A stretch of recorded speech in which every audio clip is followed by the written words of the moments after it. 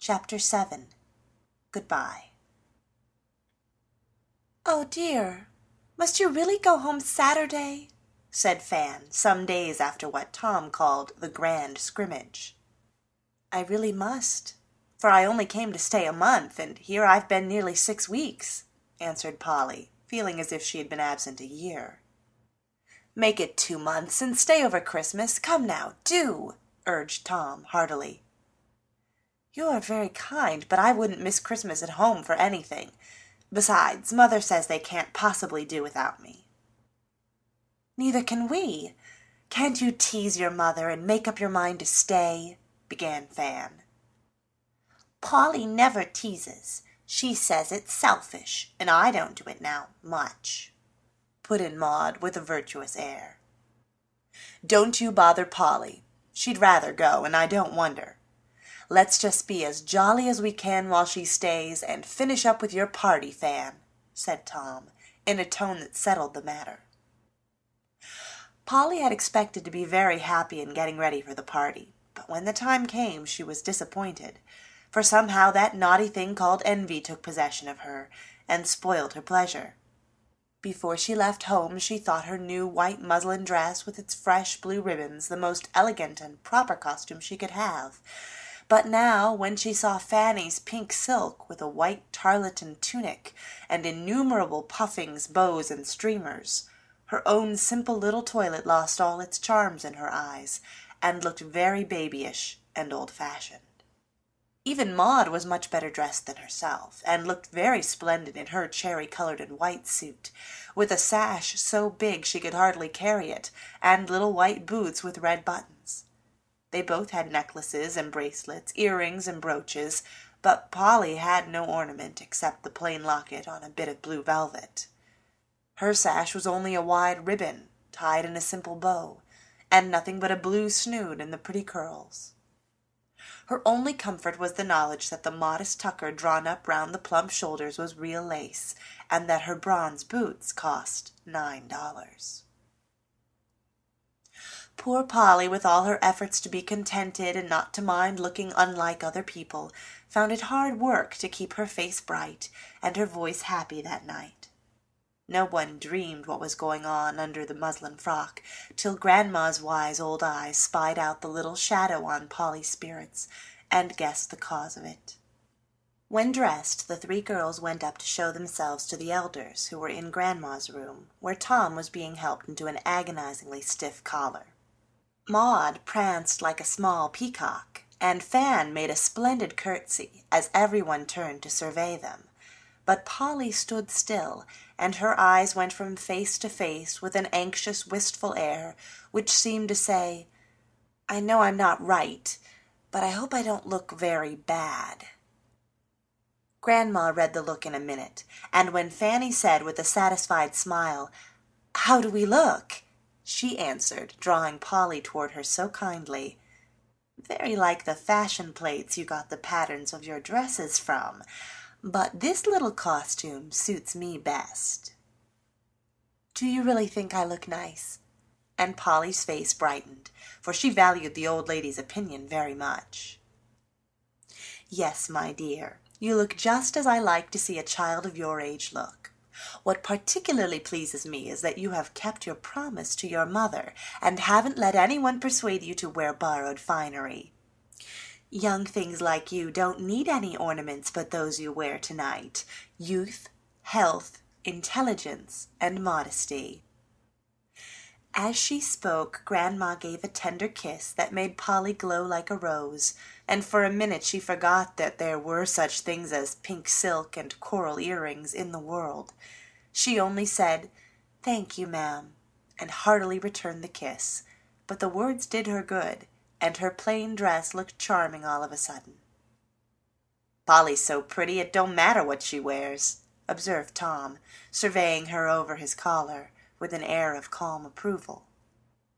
"She hasn't got any boitelles to her dress, and I have," said Maud, settling her ruffled bands over her shoulders, which looked like cherry-colored wings on a stout little cherub. "I did wish she'd just wear my blue set. Ribbon is so very plain, but as Tom says, it don't much matter. and Fanny gave an effective touch to the blue bow above Polly's left temple. "She might wear flowers. They always suit young girls," said Mrs. Shaw, privately thinking that her own daughters looked much the best, yet conscious that blooming Polly had the most attractive face. "Bless me, I forgot my posies in admiring the bells. Hand them out, Tom." And Mr. Shaw nodded toward an interesting-looking box that stood on the table. Seizing them wrong side up, Tom produced 3 little bouquets, all different in color, size, and construction. "Why, Papa, how very kind of you!" cried Fanny, who had not dared to receive even a geranium leaf since the late scrape. "Your father used to be a very gallant young gentleman, once upon a time," said Mrs. Shaw with a simper. "Ah, Tom, it's a good sign when you find time to think of giving pleasure to your little girls." And Grandma patted her son's bald head as if he wasn't more than 18. Thomas Jr. had given a somewhat scornful sniff at first, but when Grandma praised his father, the young man thought better of the matter, and regarded the flowers with more respect, as he asked, "Which is for which?" "Guess," said Mr. Shaw, pleased that his unusual demonstration had produced such an effect. The largest was a regular hothouse bouquet of tea rosebuds, scentless heath, and smilax. The second was just a handful of sweet peas and mignonette with a few cheerful pansies, and 1 fragrant little rose in the middle. The third a small posy of scarlet verbenas, white feverfew, and green leaves. "Not hard to guess. The smart one for Fan, the sweet one for Polly, and the gay one for Pug. Now then, catch hold, girls."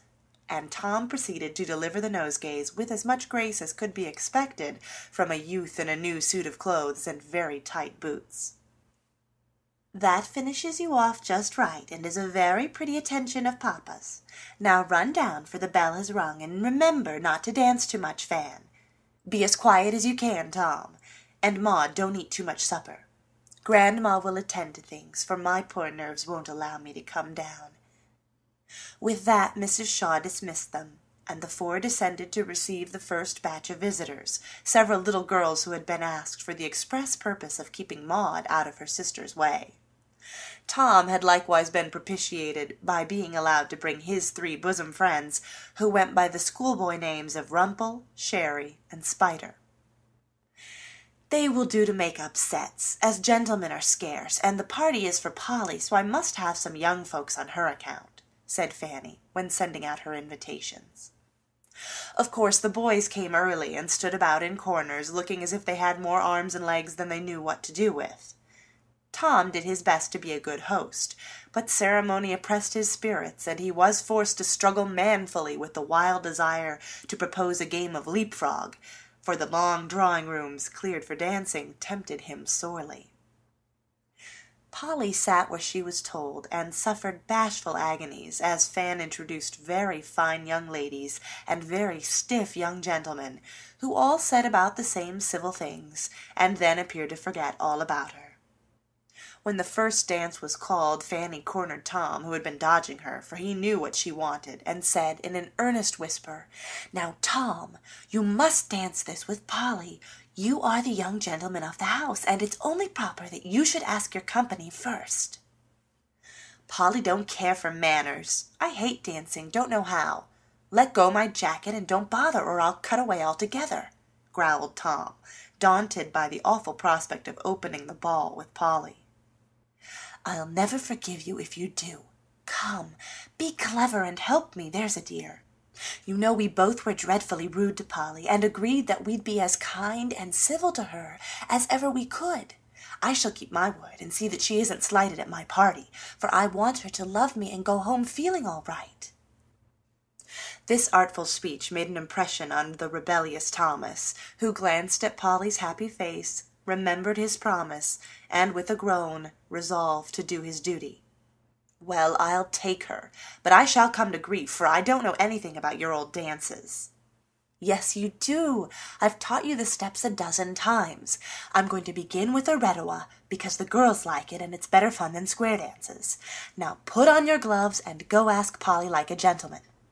"Oh, thunder," muttered Tom, and having split the detested gloves and dragging them on, he nerved himself for the effort, walked up to Polly, made a stiff bow, stuck out his elbow, and said solemnly, "May I have the pleasure, Miss Milton?" He did it as much like the big fellows as he could, and expected that Polly would be impressed, but she wasn't a bit, for after a surprised look she laughed in his face and took him by the hand, saying heartily, "Of course you may, but don't be a goose, Tommy." "Well, Fan told me to be elegant, so I tried to," whispered Tom, adding as he clutched his partner with a somewhat desperate air, "Hold on tight and we'll get through somehow." The music struck up, and away they went, Tom hopping one way and Polly the other in a most ungraceful manner. "Keep time to the music," gasped Polly. "Can't, never could," returned Tom. "Keep step with me, then, and don't tread on my toes," pleaded Polly. "Never mind, keep bobbing and we'll come right by and by," muttered Tom, giving his unfortunate partner a sudden whisk which nearly landed both on the floor. But they did not get right by and by, for Tom, in his frantic efforts to do his duty, nearly annihilated poor Polly. He tramped, he bobbed, he skated, he twirled her to the right, dragged her to the left, backed her up against people and furniture, trod on her feet, rumpled her dress, and made a spectacle of himself generally. Polly was much disturbed, but as everyone else was flying about also, she bore it as long as she could, knowing that Tom had made a martyr of himself, and feeling grateful to him for the sacrifice. "Oh, do stop now, this is dreadful," cried Polly breathlessly, after a few wild turns. "Isn't it?" said Tom, wiping his red face with such an air of intense relief that Polly had not the heart to scold him, but said, "Thank you," and dropped into a chair exhausted. "I know I've made a guy of myself, but Fan insisted on it, for fear you'd be offended if I didn't go the first dance with you," said Tom remorsefully, watching Polly as she settled the bow of her crushed sash, which Tom had used as a sort of handle by which to turn and twist her. "I can do the Lancers tip-top, but you won't ever want to dance with me any more," he added, as he began to fan her so violently that her hair flew about as if in a gale of wind. "Yes, I will. I'd like to, and you shall put your name down here on the sticks of my fan. That's the way, Trick says, when you don't have a ball book." Looking much gratified, Tom produced the stump of a lead pencil, and wrote his name with a flourish, saying as he gave it back, "Now I'm going to get Sherry, or some of the fellows that do the Redowa well, so you can have a real good go before the music stops." Off went Tom, but before he could catch any eligible partner, Polly was provided with the best dancer in the room. Mr. Sidney had seen and heard the whole thing, and though he had laughed quietly, he liked honest Tom and good-natured Polly all the better for their simplicity. Polly's foot was keeping time to the lively music, and her eyes were fixed wistfully on the smoothly gliding couples before her, when Mr. Sidney came to her, saying, in the pleasant yet respectful way she liked so much, "Miss Polly, can you give me a turn?" "Oh, yes, I'm dying for another," and Polly jumped up, with both hands out, and such a grateful face that Mr. Sidney resolved she should have as many turns as she liked. This time all went well, and Tom, returning from an unsuccessful search, was amazed to behold Polly circling gracefully about the room, guided by a most accomplished partner. "Ah, that's something like," he thought, as he watched the bronze boots retreating and advancing in perfect time to the music. "Don't see how Sidney does the steering so well, but it must be fun, and by Jupiter, I'll learn it," added Shaw Jr., with an emphatic gesture, which burst the last button off his gloves. Polly enjoyed herself till the music stopped, and before she had time to thank Mr. Sidney as warmly as she wished, Tom came up to say with his most lordly air, "You dance splendidly, Polly. Now you just show me any one you like the looks of, and I'll get him for you, no matter who he is." "I don't want any of the gentlemen. They're so stiff and don't care to dance with me. But I like those boys over there, and I'll dance with any of them if they are willing," said Polly after a survey. "I'll trot out the whole lot," and Tom gladly brought up his friends, who all admired Polly immensely, and were proud to be chosen instead of the big fellows. There was no sitting still for Polly after that, for the lads kept her going at a great pace, and she was so happy she never saw or suspected how many little maneuvers, heart-burnings, displays of vanity, affection, and nonsense were going on all round her. She loved dancing, and entered into the gaiety of the scene with a heartiness that was pleasant to see. Her eyes shone, her face glowed, her lips smiled, and the brown curls waved in the air as she danced, with a heart as light as her feet. "Are you enjoying yourself, Polly?" asked Mr. Shaw, who looked in now and then to report to Grandma that all was going well. "Oh, such a splendid time!" cried Polly, with an enthusiastic little gesture, as she chassed into the corner where he stood. "She is a regular belle among the boys," said Fanny, as she promenaded by. "They are so kind in asking me, and I'm not afraid of them," explained Polly, prancing, simply because she couldn't keep still. "So you are afraid of the young gentleman, hey?" And Mr. Shaw held her by one curl. "All but Mr. Sidney. He doesn't put on airs and talk nonsense, and oh, he does dance like an angel, as Trix says." "Papa, I wish you'd come and waltz with me. Fan told me not to go near her, 'cause my wed dress makes her pink one look ugly, and Tom won't, and I want to dreadfully." "I've forgotten how, Maudie. Ask Polly. She'll spin you round like a teetotum." "Mr. Sidney's name is down for that," answered Polly, looking at her fan with a pretty little air of importance. "But I guess he wouldn't mind my taking poor Maud instead. She hasn't danced hardly any, and I've had more than my share. Would it be very improper to change my mind?" And Polly looked up at her tall partner with an eye which plainly showed that the change was a sacrifice. "Not a bit. Give the little dear a good waltz, and we will look on," answered Mr. Sidney with a nod and smile. "That is a refreshing little piece of nature," said Mr. Shaw, as Polly and Maud whirled away. "She will make a charming little woman if she isn't spoilt." "No danger of that. She has got a sensible mother." "I thought so." And Sidney sighed, for he had lately lost his own good mother. When supper was announced, Polly happened to be talking, or trying to talk, to one of the poky gentlemen whom Fan had introduced. He took Miss Milton down, of course, put her in a corner, and having served her to a dab of ice and one macaroon, he devoted himself to his own supper with such interest that Polly would have fared badly if Tom had not come and rescued her. "I've been looking everywhere for you. Come with me and don't sit starving here," said Tom, with a scornful look from her empty plate to that of her recreant escort, which was piled with good things. Following her guide, Polly was taken to the big china closet, opening from the dining room to the kitchen, and here she found a jovial little party feasting at ease. Maud and her bosom friend Grace were seated on tin cake boxes, Sherry and Spider adorned the refrigerator, while Tom and Rumple foraged for the party. "Here's fun," said Polly, as she was received with a clash of spoons and a waving of napkins. "You just perch on that cracker keg, and I'll see that you get enough," said Tom, putting a dumbwaiter before her, and issuing his orders with a fine air of authority. "We are a band of robbers in our cave, and I'm the captain, and we pitch into the folks passing by, and go out and bring home plunder. Now, Rumple, you go and carry off a basket of cake, and I'll watch here till Katy comes by with a fresh lot of oysters. Polly must have some. Sherry, cut into the kitchen and bring a cup of coffee. Spider, scrape up the salad and poke the dish through the slide for more. Eat away, Polly, and my men will be back with supplies in a jiffy." Such fun as they had in that closet, such daring robberies of jelly pots and cake boxes, such successful raids into the dining room and kitchen, such base assaults on poor Katy and the colored waiter who did his best, but was helpless in the hands of the robber horde. A very harmless little revel, for no wine was allowed, and the gallant band were so busy skirmishing to supply the ladies that they had not time to eat too much. No one missed them, and when they emerged the feast was over, except for a few voracious young gentlemen who still lingered among the ruins. "That's the way they always do. Poke the girls in corners, give 'em just one taste of something, and then go and stuff like pigs," whispered Tom with a superior air, forgetting certain private banquets of his own after company had departed. The rest of the evening was to be devoted to the German, and as Polly knew nothing about it, she established herself in a window recess to watch the mysteries.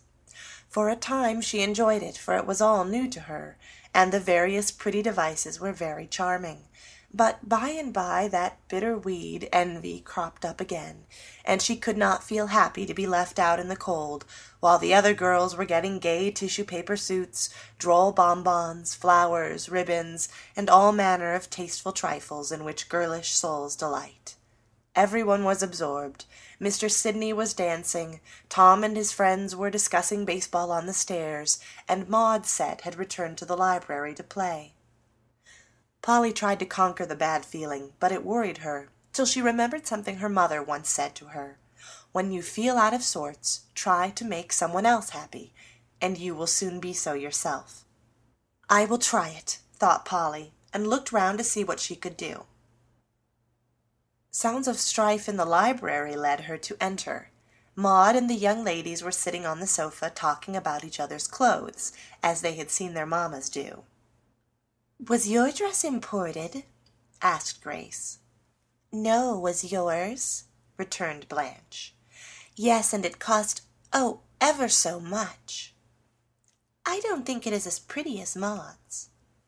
"Mine was made in New York," said Miss Shaw, smoothing her skirts complacently.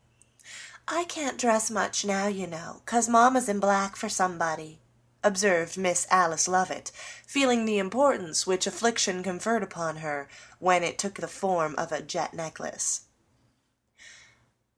"Well, I don't care if my dress isn't imported. My cousin had 3 kinds of wine at her party, so now," said Blanche. "Did she?" And all the little girls looked deeply impressed, till Maud observed, with a funny imitation of her father's manner, "My papa said it was scandalous, for some of the little boys got tipsy and had to be tooked home. He wouldn't let us have any wine, and Grandma said it was very improper for children to do so." "My mother says your mother's coupe isn't half so stylish as ours," put in Alice. "Yes, it is, too. It's all lined with green silk, and that's nicer than old red cloth," cried Maud, ruffling up like an insulted chicken. "Well, my brother don't wear a horrid old cap, and he's got nice hair. I wouldn't have a brother like Tom. He's horrid rude, my sister says," retorted Alice. "He isn't. Your brother is a pig." "You're a fib." "So are you." Here, I regret to say, Miss Shaw slapped Miss Lovett, who promptly returned the compliment, and both began to cry. Polly, who had paused to listen to the edifying chat, parted the belligerents, and finding the poor things tired, cross, and sleepy, yet unable to go home till sent for, proposed to play games. The young ladies consented, and Puss in the Corner proved a peacemaker. Presently in came the boys, and being exiles from the German, gladly joined in the games, which soon were lively enough to wake the sleepiest. Blind Man's Bluff was in full swing when Mr. Shaw peeped in, and seeing Polly flying about with bandaged eyes, joined in the fun to puzzle her. He got caught directly, and great merriment was caused by Polly's bewilderment, for she couldn't guess who he was, till she felt the bald spot on his head. This frolic put everyone in such spirits that Polly forgot her trouble, and the little girls kissed each other good night as affectionately as if such things as imported frocks, coupes, and rival brothers didn't exist. "Well, Polly, do you like parties?" asked Fan when the last guest was gone. "Very much, but I don't think it would be good for me to go to many," answered Polly slowly. "Why not?" "I shouldn't enjoy them if I didn't have a fine dress and dance all the time and be admired and all the rest of it." "I didn't know you cared for such things," cried Fanny, surprised. "Neither did I till tonight, but I do, and as I can't have 'em, it's lucky I'm going home tomorrow." "Oh dear, so you are. What shall I do without my sweet pea, as Sidney calls you?" sighed Fanny, bearing Polly away to be cuddled. Everyone echoed the exclamation next day, and many loving eyes followed the little figure in the drab frock as it went quietly about. Polly was to go directly after an early dinner, and having packed her trunk all but one tray, she was told to go and take a run while Grandma finished.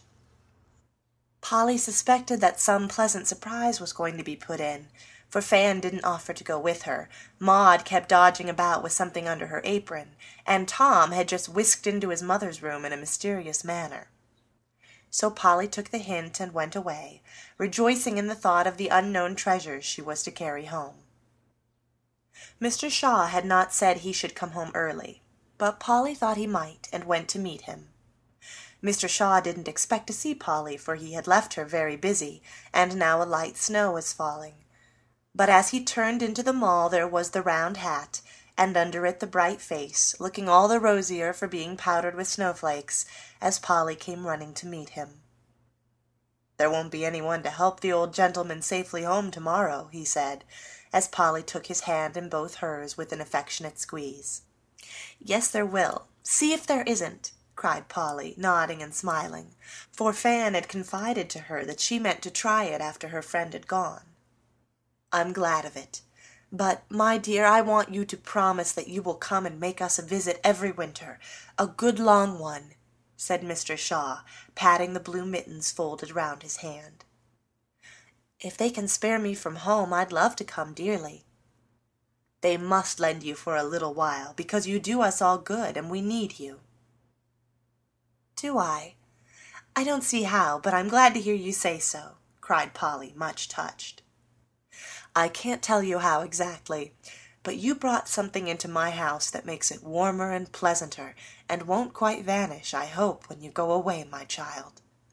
Polly had never heard Mr. Shaw speak like that before, and didn't know what to say. She felt so proud and happy at this proof of the truth of her mother's words, when she said that even a little girl could exert an influence and do some good in this big, busy world. She only gave her friend a grateful look, sweeter than any words, and they went on together, hand in hand, through the soft falling snow. If Polly could have seen what went into that top tray, she would have been entirely overcome, for Fanny had told Grandma about the poor little presents she had once laughed at, and they had all laid their heads together to provide something really fine and appropriate for every member of the Milton family. Such a mine of riches, and so much goodwill, affection, and kindly forethought was packed away in the tempting bundles that no one could feel offended, but would find an unusual charm about the pretty gifts that made them doubly welcome. I only know that if Polly had suspected that a little watch was ticking away in a little case, with her name on it, inside that trunk, she never could have left it locked, as Grandma advised, or have eaten her dinner so quietly. As it was, her heart was very full, and the tears rose to her eyes more than once. Everyone was so kind, and so sorry to have her go. Tom didn't need any urging to play escort now, and both Fan and Maud insisted on going too. Mrs. Shaw forgot her nerves and put up some gingerbread with her own hands. Mr. Shaw kissed Polly as if she had been his dearest daughter, and Grandma held her close, whispering in a tremulous tone, "My little comfort, come again soon," while Katy waved her apron from the nursery window, crying, as they drove away, "The saints bless ye, Miss Polly dear, and send ye the best of lucks."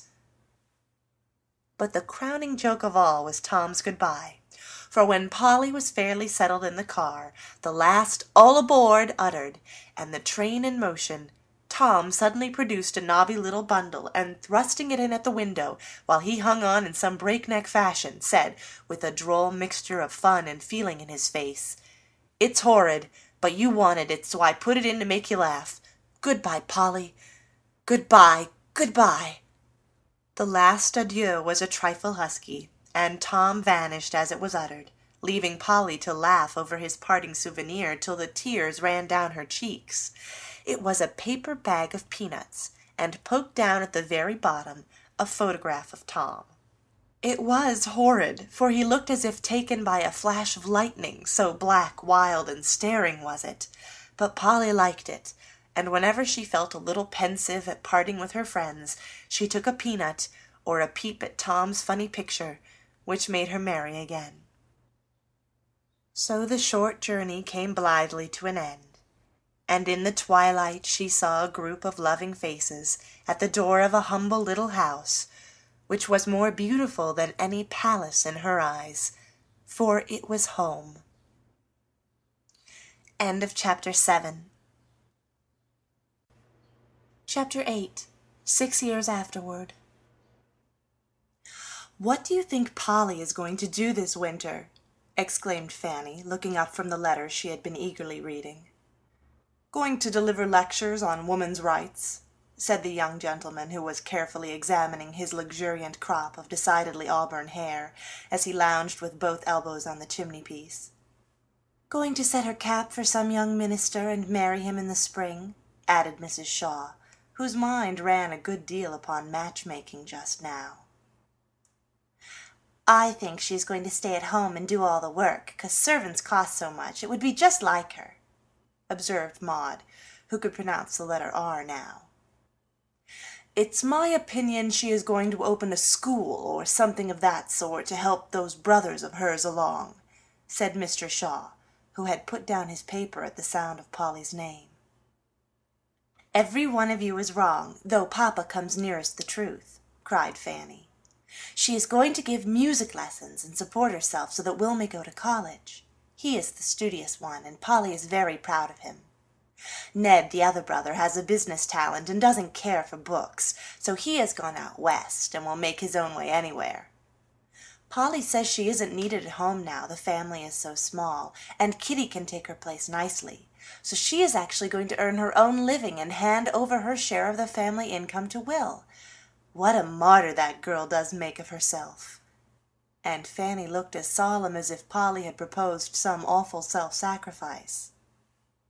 "She is a sensible, brave-hearted girl, and I respect her for doing it," said Mr. Shaw emphatically. "One never knows what may happen, and it does no harm for young people to learn to be independent. If she is as pretty as she was last time I saw her, she'll get pupils fast enough. I wouldn't mind taking lessons myself," was the gracious observation of Shaw Jr., as he turned from the mirror with the soothing certainty that his objectionable hair actually was growing darker. "She wouldn't take you at any price," said Fanny, remembering Polly's look of disappointment and disapproval when she came on her last visit and found him an unmistakable dandy. "You just wait and see," was the placid reply. "If Polly does carry out her plan, I wish Maud to take lessons of her. Fanny can do as she likes, but it would please me very much to have one of my girls sing as Polly sings. It suits old people better than your opera things, and Mother used to enjoy it so much." As he spoke, Mr. Shaw's eye turned toward the corner of the fire where Grandma used to sit. The easy chair was empty now, the kind old face was gone, and nothing but a very tender memory remained. "I'd like to learn, Papa, and Polly is a splendid teacher, I know. She's always so patient and makes everything so pleasant. I do hope she will get scholars enough to begin right away," said Maud. "When is she coming?" asked Mrs. Shaw, quite willing to help Polly, but privately resolving that Maud should be finished off by the most fashionable master in the city. "She doesn't say. She thanks me for asking her here as usual, but says she shall go right to work and had better begin with her own little room at once. Won't it seem strange to have Polly in town and yet not with us?" "We'll get her somehow. The little room will cost something, and she can stay with us just as well as not, even if she does teach. Tell her I say so," said Mr. Shaw. "She won't come, I know, for if she undertakes to be independent she'll do it in the most thorough manner," answered Fanny, and Mrs. Shaw sincerely hoped she would. It was all very well to patronize the little music teacher, but it was not so pleasant to have her settled in the family. "I shall do what I can for her among my friends, and I dare say she will get on very well with young pupils to begin with. If she starts right, puts her terms high enough, and gets a few good names to give her the entree into our first families, I don't doubt she will do nicely, for I must say Polly has the manners of a lady," observed Mrs. Shaw. She's a mighty taking little body, and I'm glad she's to be in town, though I'd like it better if she didn't bother about teaching, but just stayed here and enjoyed herself," said Tom lazily.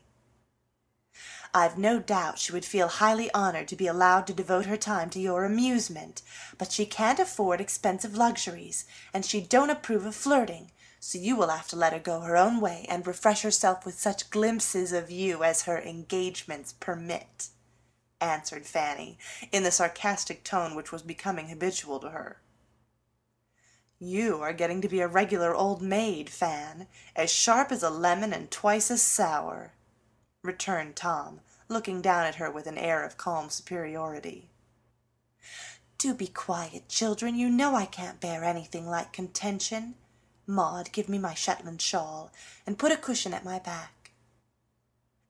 As Maud obeyed her mother, with a reproving look at her erring brother and sister, a pause followed, for which everyone seemed grateful. They were sitting about the fire after dinner, and all looked as if a little sunshine would do them good. It had been a dull November day, but all of a sudden the clouds lifted, and a bright ray shot into the room. Everyone turned involuntarily to welcome it, and everyone cried out, "Why, Polly!" For there on the threshold stood a bright-faced girl, smiling as if there was no such thing as November weather in the world. "You dear thing, when did you come?" cried Fanny, kissing both the blooming cheeks with real affection, while the rest hovered near, waiting for a chance.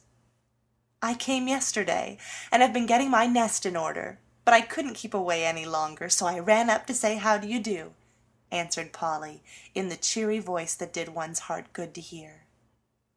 "My Polly always brings the sunshine with her," and Mr. Shaw held out his hands to his little friend, for she was his favorite still. It was good to see her put both arms about his neck and give him a tender kiss that said a great deal, for Grandma had died since Polly met him last, and she longed to comfort him, seeing how gray and old he had grown. If Tom had any thoughts of following his father's example, something in Polly's manner made him change his mind, and shake hands with a hearty, "I'm very glad to see you, Polly," adding to himself as he looked at the face in the modest little bonnet, "Prettier than ever, by Jove." There was something more than mere prettiness in Polly's face, though Tom had not learned to see it yet. The blue eyes were clear and steady, the fresh mouth frank and sweet. The white chin was a very firm one in spite of the dimple, and the smooth forehead under the little curls had a broad, benevolent arch, while all about the face were those unmistakable lines and curves which can make even a plain countenance comely, by breathing into it the beauty of a lovely character. Polly had grown up, but she had no more style now than in the days of the round hat and rough coat, for she was all in gray, like a young Quakeress, with no ornament but a blue bow at the throat and another in the hair. Yet the plain suit became her excellently, and one never thought of the dress, looking at the active figure that wore it, for the freedom of her childhood gave to Polly that good gift, health, and every movement was full of the vigor, grace, and ease which nothing else can so surely bestow. A happy soul in a healthy body is a rare sight in these days, when doctors flourish and everyone is ill, and this pleasant union was the charm which Polly possessed without knowing it. "It does seem so good to have you here again," said Maud, cuddling Polly's cold hand as she sat at her feet, when she was fairly established between Fanny and Mr. Shaw, while Tom leaned on the back of his mother's chair and enjoyed the prospect. "How do you get on? When do you begin? Where is your nest? Now tell all about it," began Fanny, who was full of curiosity about the new plan. "I shall get on very well, I think, for I've got 12 scholars to begin with, all able to pay a good price, and I shall give my first lesson on Monday." "Don't you dread it?" asked Fanny. "Not much. Why should I?" answered Polly stoutly. "Well, I don't know. It's a new thing. It must be a little bit hard at first," stammered Fanny, not liking to say that working for one's living seemed a dreadful hardship to her. "It will be tiresome, of course, but I shall get used to it. I shall like the exercise, and the new people and places I must see will amuse me. Then the independence will be delightful, and if I can save a little to help Kitty along with, that will be best of all." Polly's face shone as if the prospect was full of pleasure instead of work, and the hearty good-will with which she undertook the new task seemed to dignify her humble hopes and plans, and make them interesting in the sight of others. "Who have you got for pupils?" asked Mrs. Shaw, forgetting her nerves for a minute. Polly named her list, and took a secret satisfaction in seeing the impression which certain names made upon her hearers. "How in the world did you get the Davenports and the Grays, my dear?" said Mrs. Shaw, sitting erect in her surprise. "Mrs. Davenport and Mother are relations, you know." "You never told us that before." "The Davenports have been away some years, and I forgot all about them. But when I was making my plan I knew I must have a good name or two to set me going, so I just wrote and asked Mrs. D. if she would help me. She came and saw us, and was very kind, and has got these pupils for me, like a dear, good woman as she is." "Where did you learn so much worldly wisdom, Polly?" asked Mr. Shaw, as his wife fell back in her chair and took out her salts, as if this discovery had been too much for her. "I learnt it here, sir," answered Polly, laughing.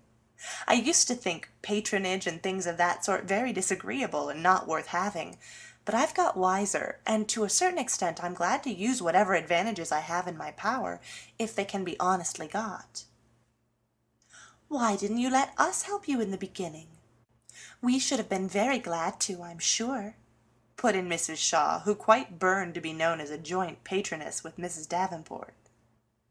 "I know you would, but you have all been so kind to me I didn't want to trouble you with my little plans till the first steps were taken. Besides, I didn't know as you would like to recommend me as a teacher, though you like me well enough as plain Polly."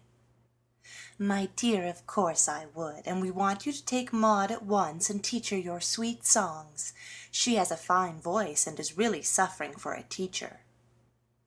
A slight smile passed over Polly's face as she returned her thanks for the new pupil, for she remembered a time when Mrs. Shaw considered her sweet songs quite unfit for a fashionable young lady's repertoire. "Where is your room?" asked Maud. "My old friend Miss Mills has taken me in, and I am nicely settled. Mother didn't like the idea of my going to a strange boarding-house, so Miss Mills kindly made a place for me. You know she lets her rooms without board, but she is going to give me my dinners, and I'm to get my own breakfast and tea quite independently. I like that way, and it's very little trouble. My habits are so simple. A bowl of bread and milk night and morning, with baked apples or something of that sort, is all I want, and I can have it when I like." "Is your room comfortably furnished? Can we lend you anything, my dear? An easy chair now, or a little couch, so necessary when one comes in tired," said Mrs. Shaw, taking unusual interest in the affair. "Thank you, but I don't need anything, for I brought all sorts of home comforts with me. Oh, Fan, you ought to have seen my triumphal entry into the city, sitting among my goods and chattels in a farmer's cart." Polly's laugh was so infectious that everyone smiled and forgot to be shocked at her performance. "Yes," she added, "I kept wishing I could meet you just to see your horrified face when you saw me sitting on my little sofa, with boxes and bundles all round me, a birdcage on one side, a fishing basket with a kitten's head popping in and out of the hole on the other side, and jolly old Mr. Brown in his blue frock perched on a keg of apples in front. It was a lovely bright day, and I enjoyed the ride immensely, for we had all sorts of adventures." "Oh, tell about it," begged Maud, when the general laugh at Polly's picture had subsided. "Well, in the first place we forgot my ivy, and Kitty came running after me with it. Then we started again, but were soon stopped by a great shouting, and there was Will racing down the hill, waving a pillow in one hand and a squash pie in the other. How we did laugh when he came up and explained that our neighbor, old Mrs. Dodd, had sent in a hot pillow for me in case of headache, and a pie to begin housekeeping with. She seemed so disappointed at being too late that Will promised to get them to me if he ran all the way to town. The pillow was easily disposed of, but that pie! I do believe it was stowed in every part of the wagon, and never stayed anywhere. I found it in my lap, then on the floor, next upside down among the books, then just on the point of coasting off a trunk into the road, and at last it landed in my rocking chair. Such a remarkable pie as it was, too, for in spite of all its wanderings it never got spilt or broken, and we finally ate it for lunch in order to be left in peace. Next, my kitty got away, and I had a chase over Walsham Brooks before I got her, while Mr. Brown sat shaking with fun to see me run. We finished off by having the bookshelves tumble on our heads as we went down a hill, and losing my chair off behind as we went up a hill. A shout made us pause, and looking back, there was the poor little chair, rocking all by itself in the middle of the road, while a small boy sat on the fence and whooped. It was great fun, I do assure you. Polly had run on in her lively way, not because she thought her adventures amounted to much, but from a wish to cheer up her friends, who had struck her as looking rather dull and out of sorts, especially Mr. Shaw. And when she saw him lean back in his chair with the old hearty laugh, she was satisfied, and blessed the unlucky pie for amusing him. "Oh, Polly, you do tell such interesting things," sighed Maud, wiping her eyes. "I wish I'd met you. I'd have given you 3 cheers and a tiger, for it must have been an imposing spectacle," said Tom. "No, you wouldn't. You'd have whisked round the corner when you saw me coming, or have stared right before you, utterly unconscious of the young woman in the baggage wagon." Polly laughed in his face, just as she used to do when she said that, and in spite of the doubt cast upon his courtesy, Tom rather liked it, though he had nothing to say for himself but a reproachful, "Now, Polly, that's too bad." True, nevertheless. "You must come and see my pets, Maud, for my cat and bird live together as happily as brother and sister," said Polly, turning to Maud, who devoured every word she said. "That's not saying much for them," muttered Tom, feeling that Polly ought to address more of her conversation to him. "Polly knows what she's talking about. Her brothers appreciate their sisters," observed Fanny in her sharp tone. "And Polly appreciates her brothers, don't forget to add that, ma'am," answered Tom. "Did I tell you that Will was going to college?" broke in Polly to avert the rising storm. "Hope he'll enjoy himself," observed Tom, with the air of a man who had passed through all the mysteries and reached that state of sublime indifference which juniors seem to pride themselves on. "I think he will. He is so fond of study, and is so anxious to improve every opportunity. I only hope he won't overwork and get sick, as so many boys do," said simple Polly, with such a respectful belief in the eager thirst for knowledge of collegians as a class, that Tom regarded the deluded girl with a smile of lofty pity from the heights of his vast and varied experience. "Guess he won't hurt himself. I'll see that he don't study too hard." And Tom's eyes twinkled as they used to do when he planned his boyish pranks. "I'm afraid you can't be trusted as a guide, if various rumors I've heard are true," said Polly, looking up at him with a wistful expression that caused his face to assume the sobriety of an owl's. "Base slanders. I'm as steady as a clock, an ornament to my class, and a model young man, ain't I, mother?" And Tom patted her thin cheek with a caressing hand, sure of one firm friend in her, for when he ceased to be a harum-scarum boy, Mrs. Shaw began to take great pride in her son, and he, missing Grandma, tried to fill her place with his feeble mother. "Yes, dear, you are all I could ask." And Mrs. Shaw looked up at him with such affection and confidence in her eyes, that Polly gave Tom the first approving look she had vouchsafed him since she came. Why Tom should look troubled and turn grave all at once she couldn't understand, but she liked to see him stroke his mother's cheek so softly, as he stood with his head resting on the high back of her chair, for Polly fancied that he felt a man's pity for her weakness, and was learning a son's patient love for a mother who had had much to bear with him. "I'm so glad you are going to be here all winter, for we are to be very gay, and I shall enjoy taking you round with me," began Fanny, forgetting Polly's plan for a moment. Polly shook her head decidedly. "It sounds very nice, but it can't be done, Fan, for I've come to work, not play, to save, not spend, and parties will be out of the question for me. "You don't intend to work all the time without a bit of fun, I hope?" cried Fanny, dismayed at the idea. "I mean to do what I've undertaken, and not to be tempted away from my purpose by anything. I shouldn't be fit to give lessons if I was up late, should I? And how far would my earnings go towards dress, carriages, and all the little expenses which would come if I set up for a young lady in society? I can't do both, and I'm not going to try. But I can pick up bits of fun as I go along, and be contented with free concerts and lectures, seeing you pretty often, and every Sunday Will is to spend with me, so I shall have quite as much dissipation as is good for me." "If you don't come to my parties, I'll never forgive you," said Fanny, as Polly paused, while Tom chuckled inwardly at the idea of calling visits from a brother dissipation. "Any small party, where it will do to wear a plain black silk, I can come to, but the big ones mustn't be thought of, thank you."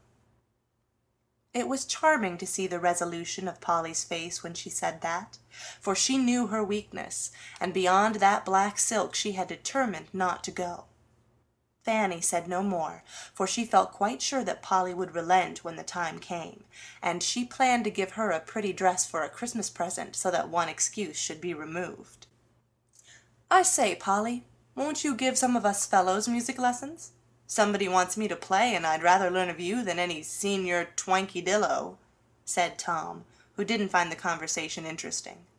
"Oh, yes, if any of you boys honestly want to learn and will behave yourselves, I'll take you. But I shall charge extra," answered Polly, with a wicked sparkle of the eye, though her face was quite sober, and her tone delightfully businesslike. "Why, Polly, Tom isn't a boy, he's 20, and he says I must treat him with respect. Besides, he's engaged and does put on such airs," broke in Maud, who regarded her brother as a venerable being. "Who is the little girl?" asked Polly, taking the news as a joke. "Trix! Why, didn't you know it?" answered Maud, as if it had been an event of national importance. "No. Is it true, Fan?" And Polly turned to her friend with a face full of surprise, while Tom struck an imposing attitude and affected absence of mind. "I forgot to tell you in my last letter. It's just out, and we don't like it very well," observed Fanny, who would have preferred to be engaged first herself. "It's a very nice thing, and I am perfectly satisfied," announced Mrs. Shaw, rousing from a slight doze. "Polly looks as if she didn't believe it. Haven't I the appearance of the happiest man alive?" asked Tom, wondering if it could be pity which he saw in the steady eyes fixed on him. "No, I don't think you have," she said slowly. "How the deuce should a man look, then?" cried Tom, rather nettled at her sober reception of the grand news. "As if he had learned to care for someone a great deal more than for himself," answered Polly, with sudden color in her cheeks and a sudden softening of the voice, as her eyes turned away from Tom, who was the picture of a complacent dandy, from the topmost curl of his auburn head to the tips of his aristocratic boots. "Tommy's quenched. I agree with you, Polly. I never liked Trix, and I hope it's only a boy and girl fancy that will soon die a natural death," said Mr. Shaw, who seemed to find it difficult to help falling into a brown study, in spite of the lively chatter going on about him. Shaw Jr., being highly incensed at the disrespectful manner in which his engagement was treated, tried to assume a superb air of indifference, and finding that a decided failure, was about to stroll out of the room with a comprehensive nod, when his mother called after him, "Where are you going, dear?" "To see Trix, of course. Good-bye, Polly." And Mr. Thomas departed, hoping that by the skilful change of tone from ardent impatience to condescending coolness, he had impressed one hearer at least with the fact that he regarded Trix as the star of his existence, and Polly as a presuming little chit. If he could have heard her laugh and Fanny's remarks, his wrath would have boiled over. Fortunately he was spared the trial, and went away hoping that the coquetries of his Trix would make him forget Polly's look when she answered his question. "My dear, that boy is the most deluded creature you ever saw," began Fanny as soon as the front door banged. Belle and Trix both tried to catch him, and the slyest got him. For in spite of his airs he is as soft-hearted as a baby. You see, Trix has broken off 2 engagements already, and the 3rd time she got jilted herself. Such a fuss as she made! I declare it really was absurd. But I do think she felt it very much, for she wouldn't go out at all, and got thin and pale and blue, and was really quite touching. I pitied her and had her hear a good deal, and Tom took her part. He always does stand up for the crushed ones, and that's good of him, I allow.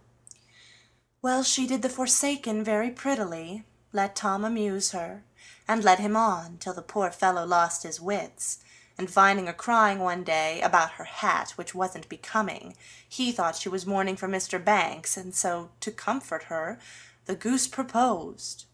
That was all she wanted. She snapped him up at once, and there he is in a nice scrape, for since her engagement she is as gay as ever, flirts awfully with anyone who comes along, and keeps Tom in a fume all the time.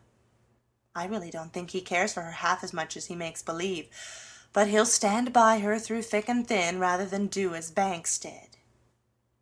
Poor Tom, was all Polly said when Fan had poured the story into her ear as they sat whispering in the sofa corner.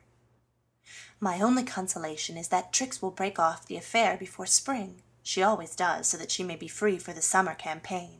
It won't hurt Tom, but I hate to have him make a fool of himself out of pity, for he is more of a man than he seems, and I don't want anyone to plague him. No one but yourself, said Polly, smiling. Well, that's fair. He is a torment sometimes, but I'm rather fond of him in spite of it. I get so tired of the other fellows, they are such absurd things, and when Tom is in his good mood he is very nice and quite refreshing. I'm glad to hear of it, said Polly, making a mental note of the fact. Yes, and when Grandma was ill he was perfectly devoted. I didn't know the boy had so much gentleness in him. He took her death sadly to heart, for though he didn't say much, he was very grave and steady for a long time. I tried to comfort him, and we had 2 or 3 real sweet little talks together, and seemed to get acquainted for the first time. It was very nice, but it didn't last. Good times never do with us. We soon got back into the old way, and now we hector one another just as before. Fanny sighed, then yawned, and fell into her usual listless attitude, as if the brief excitement of Polly's coming had begun to subside. Walk home with me and see my funny little room. It's bright now, and the air will do you good. Come, both of you, and have a frolic as we used to, said Polly, for the red sunset now burning in the west seemed to invite them out. They agreed, and soon the 3 were walking briskly away to Polly's new home, in a quiet street, where a few old trees rustled in the summer, and the morning sun shone pleasantly in winter-time. The way into my parlor is up a winding stair, sang Polly, running up 2 flights of broad old-fashioned steps, and opening the door of a back room, out of which streamed the welcome glow of firelight. These are my pets, Maud, she added, pausing on the threshold and beckoning the girls to look in quietly. On the rug, luxuriously basking in the warmth, lay a gray kitten, and close by, meditatively roosting on one leg, stood a plump canary, who cocked his bright eye at the newcomers, gave a loud chirp as if to wake his comrade, and then flew straight to Polly's shoulder, where he broke into a joyful song to welcome his mistress home. "Allow me to introduce my family," said Polly. "This noisy little chap the boys named Nicodemus, and this dozy cat is called Ashpuddle, because the joy of her life is to get among the cinders. Now take off your things and let me do the honors, for you are to stop to tea, and the carriage is to come for you at 8. I arranged it with your mother while you were upstairs." "I want to see everything," said Maud, when the hats were off and the hands warmed. "So you shall, for I think my housekeeping arrangements will amuse you." Then Polly showed her kingdom, and the 3 had a merry time over it. The big piano took up so much room there was no place for a bed, but Polly proudly displayed the resources of her chintz-covered couch, for the back let down, the seat lifted up, and inside were all the pillows and blankets. "So convenient, you see, and yet out of the way in daytime, for 2 or 3 of my pupils come to me," explained Polly. Then there was a bright drugget over the faded carpet. The little rocking chair and sewing table stood at one window. The ivy ran all over the other, and hid the banqueting performances which went on in that corner. Bookshelves hung over the sofa, a picture or two on the walls, and a great vase of autumn leaves and grasses beautified the low chimney-piece. It was a very humble little room, but Polly had done her best to make it pleasant, and it already had a home-like look, with the cheery fire and the household pets chirping and purring confidingly on the rug. "How nice it is!" exclaimed Maud as she emerged from the big closet where Polly kept her stores. "Such a cunning tea-kettle and saucepan, and a tete-a-tete set, and lots of good things to eat. Do have toast for tea, Polly, and let me make it with the new toasting fork. It's such fun to play cook."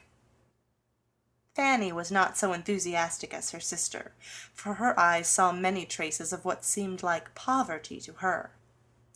But Polly was so gay, so satisfied with her small establishment, so full of happy hopes and plans, that her friend had not the heart to find a fault or suggest an improvement, and sat where she was told, laughing and talking while the others got tea.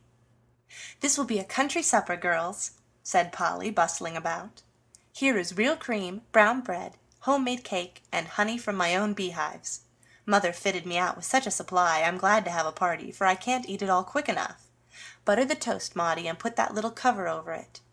Tell me when the kettle boils, and don't step on Nicodemus, whatever you do." "What a capital housekeeper you will make some day," said Fanny, as she watched Polly spread her table with a neatness and dispatch which was pleasant to behold. "Yes, it's good practice," laughed Polly, filling her tiny teapot, and taking her place behind the tray with a matronly air which was the best joke of the whole. "This is the most delicious party I ever went to," observed Maud, with her mouth full of honey, when the feast was well under way. "I do wish I could have a nice room like this, and a cat and a bird that wouldn't eat each other up, and a dear little tea-kettle, and make just as much toast as I like." Such a peal of laughter greeted Maud's pensive aspiration that Miss Mills smiled over her solitary cup of tea, and little Nick burst into a perfect ecstasy of song as he sat on the sugar bowl helping himself. "I don't care for the toast and the kettle, but I do envy you your good spirits, Polly," said Fanny as the merriment subsided. "I'm so tired of everybody and everything, it seems sometimes as if I should die of ennui. Don't you ever feel so?" "Things worry me sometimes, but I just catch up a broom and sweep, or wash hard, or walk, or go at something with all my might, and I usually find that by the time I get through the worry's gone, or I've got courage enough to bear it without grumbling," answered Polly, cutting the brown loaf energetically. "I can't do those things, you know. There's no need of it, and I don't think they'd cure my worrying," said Fanny, languidly feeding Ashputtle, who sat decorously beside her at the table, winking at the cream-pot. "A little poverty would do you good, Fan. Just enough necessity to keep you busy till you find out how good work is. And when you once learn that, you won't complain of ennui any more," returned Polly, who had taken kindly the hard lesson which 20 years of cheerful poverty had taught her. "Mercy, no, I should hate that. But I wish someone would invent a new amusement for rich people. I'm dead sick of parties and flirtations, trying to outdress my neighbors, and going the same round year after year like a squirrel in a cage." Fanny's tone was bitter as well as discontented, her face sad as well as listless, and Polly had an instinctive feeling that some trouble, more real than any she had ever known before, was lying heavy at her friend's heart. That was not the time to speak of it, but Polly resolved to stand ready to offer sympathy, if nothing more, whenever the confidential minute came, and her manner was so kind, so comfortable, that Fanny felt its silent magic, grew more cheerful in the quiet atmosphere of that little room, and when they said good night after an old-time gossip by the fire, she kissed her hostess warmly, saying with a grateful look, "Polly dear, I shall come often, you do me so much good." End of Chapter 8. Chapter 9. Lessons. The first few weeks were hard ones, for Polly had not yet outgrown her natural shyness, and going among so many strangers caused her frequent panics.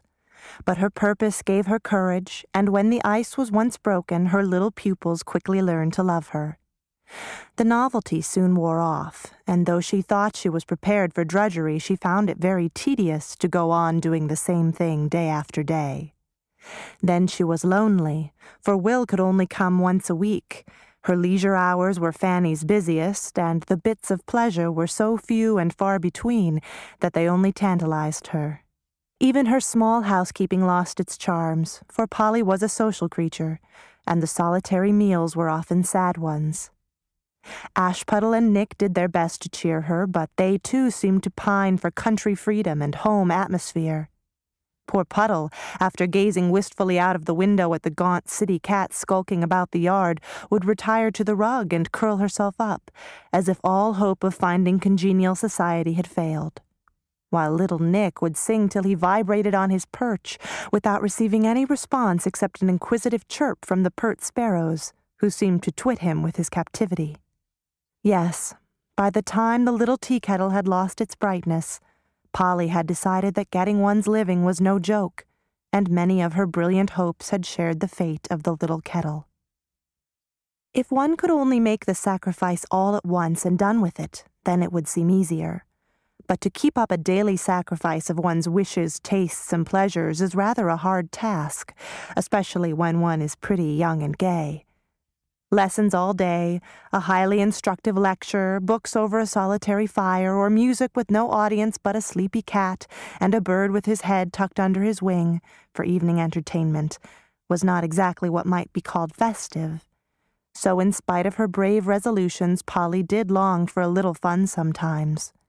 And after saying virtuously to herself at 9, "Yes, it is much wiser and better for me to go to bed early and be ready for work tomorrow," she would lie awake hearing the carriages roll to and fro, and imagining the gay girls inside going to party, opera, or play, till Mrs. Dodd's hop pillow might as well have been stuffed with nettles for any sleep it brought, or any use it was, except to catch and hide the tears that dropped on it when Polly's heart was very full.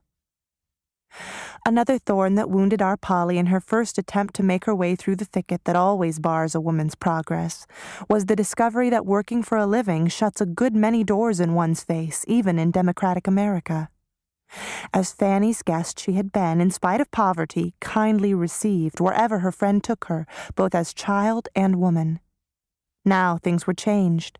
The kindly people patronized, the careless forgot all about her, and even Fanny, with all her affection, felt that Polly the music teacher would not be welcome in many places where Polly the young lady had been accepted as Miss Shaw's friend.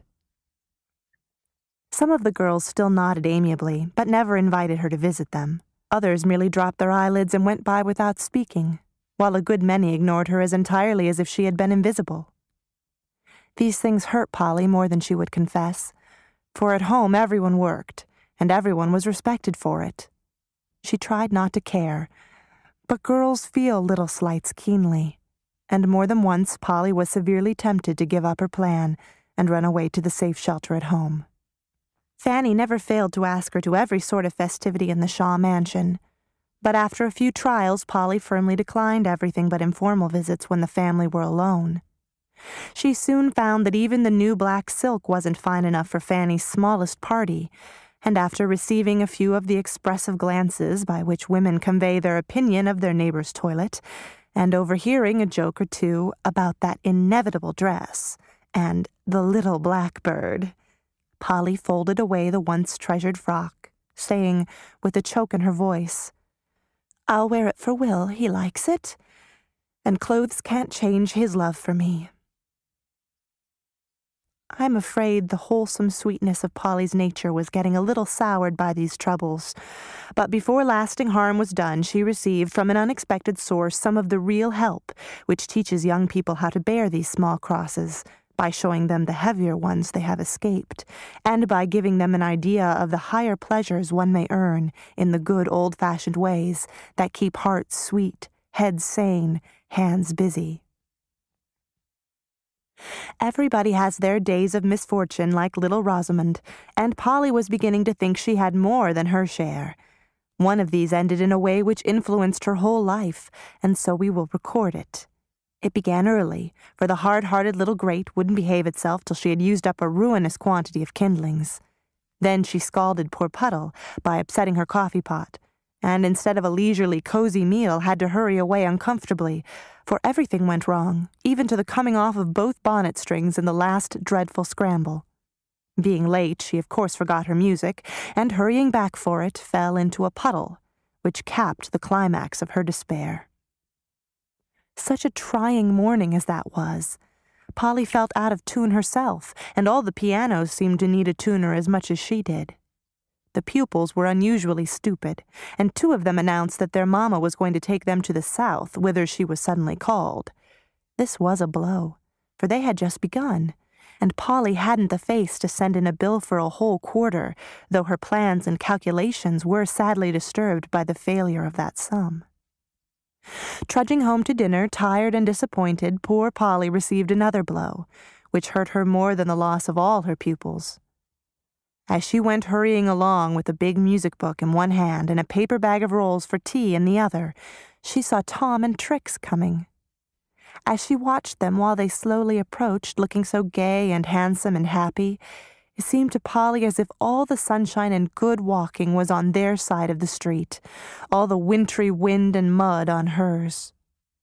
Longing to see a friendly face and receive a kind word, she crossed over, meaning to nod and smile at least. Trix saw her first, and suddenly became absorbed in the distant horizon. Tom apparently did not see her, for his eyes were fixed on a fine horse just prancing by. Polly thought that he had seen her, and approached with a curious little flutter at her heart, for if Tom cut her, she felt that her cup would be full. On they came, Trix intent on the view, Tom staring at the handsome horse, and Polly with red cheeks, expectant eyes, and the brown bundle in full sight. One dreadful minute as they came parallel, and no one spoke or bowed. Then it was all over, and Polly went on feeling as if someone had slapped her in the face. She wouldn't have believed it of Tom. It was all the doings of that horrid Trix. Well, she wouldn't trouble him any more if he was such a snob as to be ashamed of her just because she carried bundles and worked for her bread.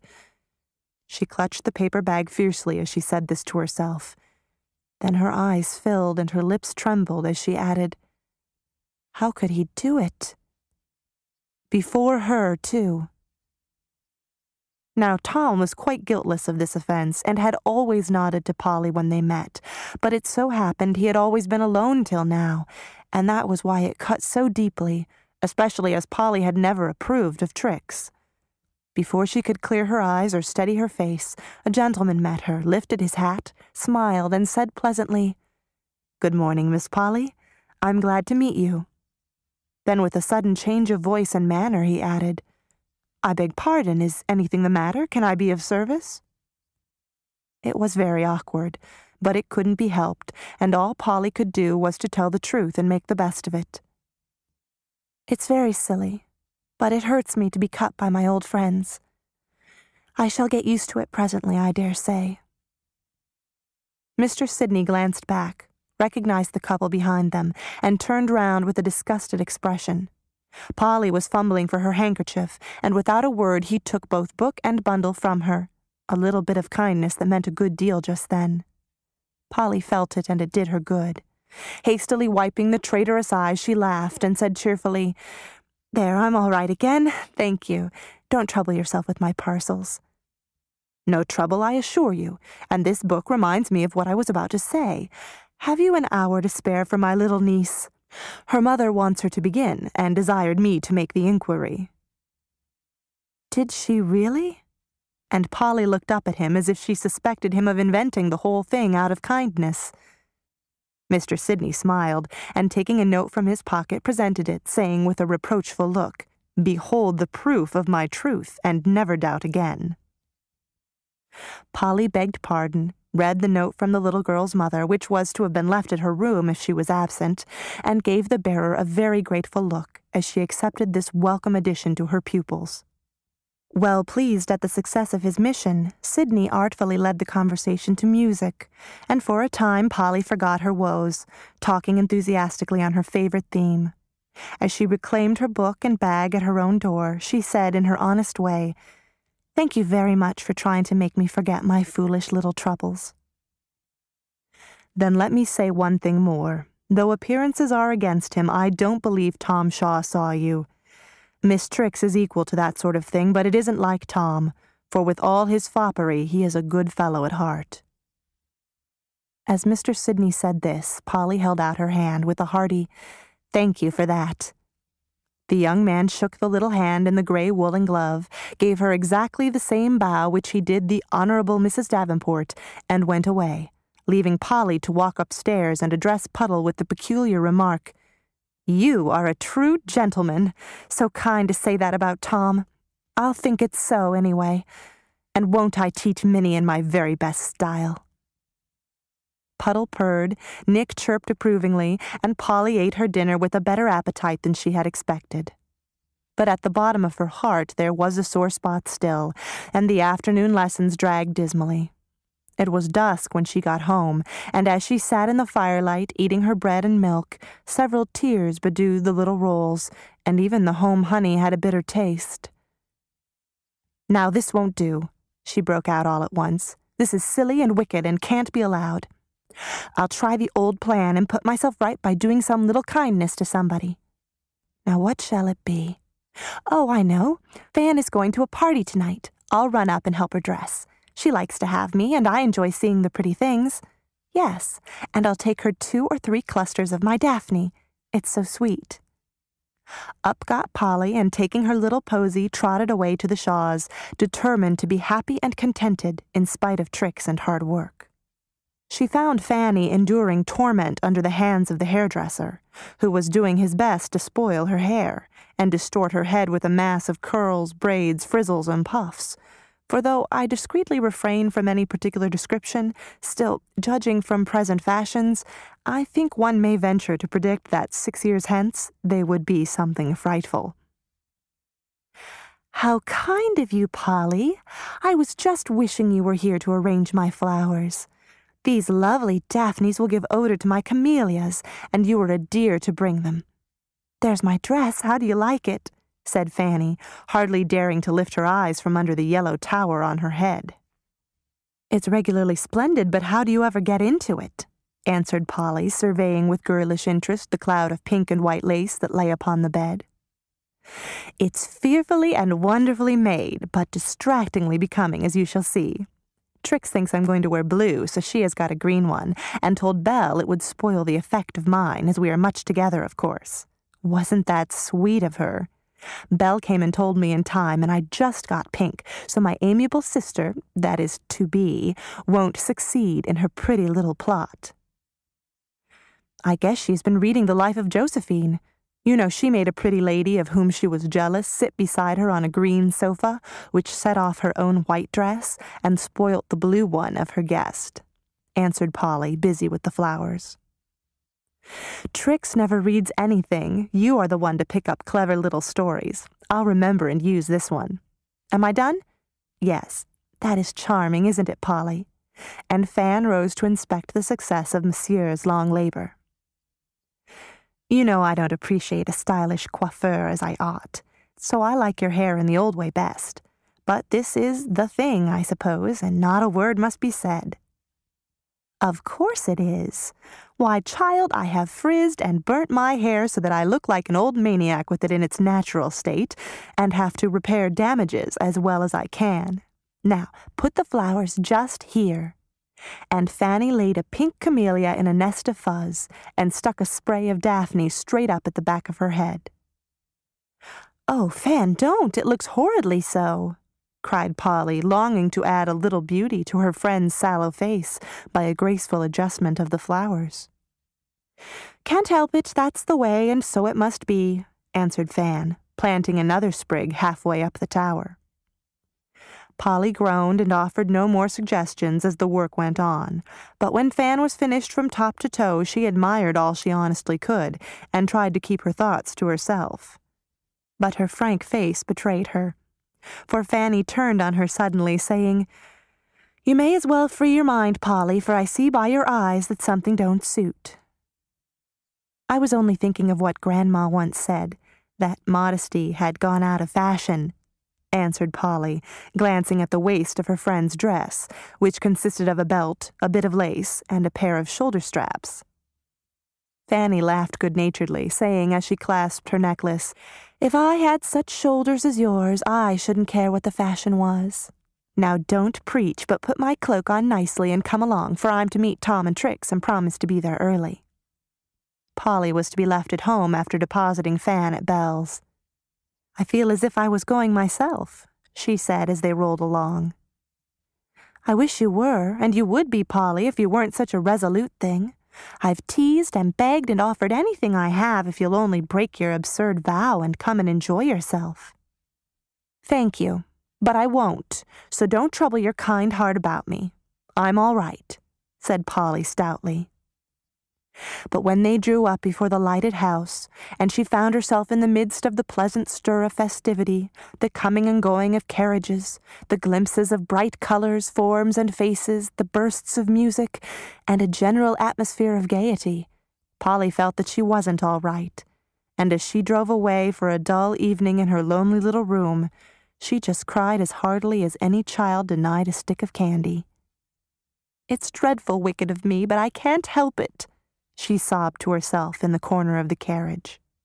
"That music sets me all in a twitter, and I should have looked nice in Fan's blue tarlatan, and I know I could behave as well as anyone and have lots of partners, though I'm not in that set. Oh, just one good gallop with Mr. Sidney or Tom.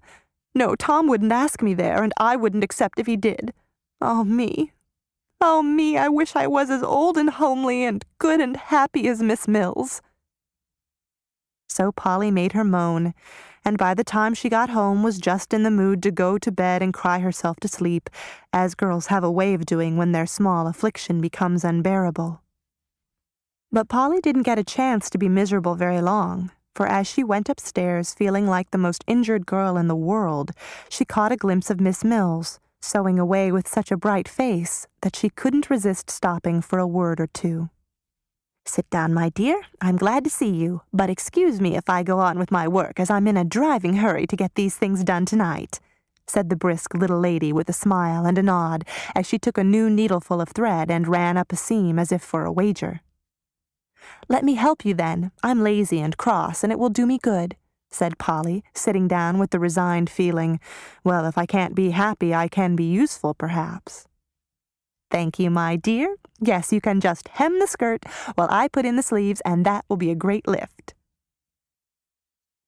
Polly put on her thimble in silence, but as Miss Mills spread the white flannel over her lap, she exclaimed, "Why, it looks like a shroud. Is it one?" "No, dear, thank God it isn't, but it might have been if we hadn't saved the poor little soul," cried Miss Mills with a sudden brightening of the face, which made it beautiful, in spite of the stiff gray curl that bobbed on each temple, the want of teeth, and a crooked nose.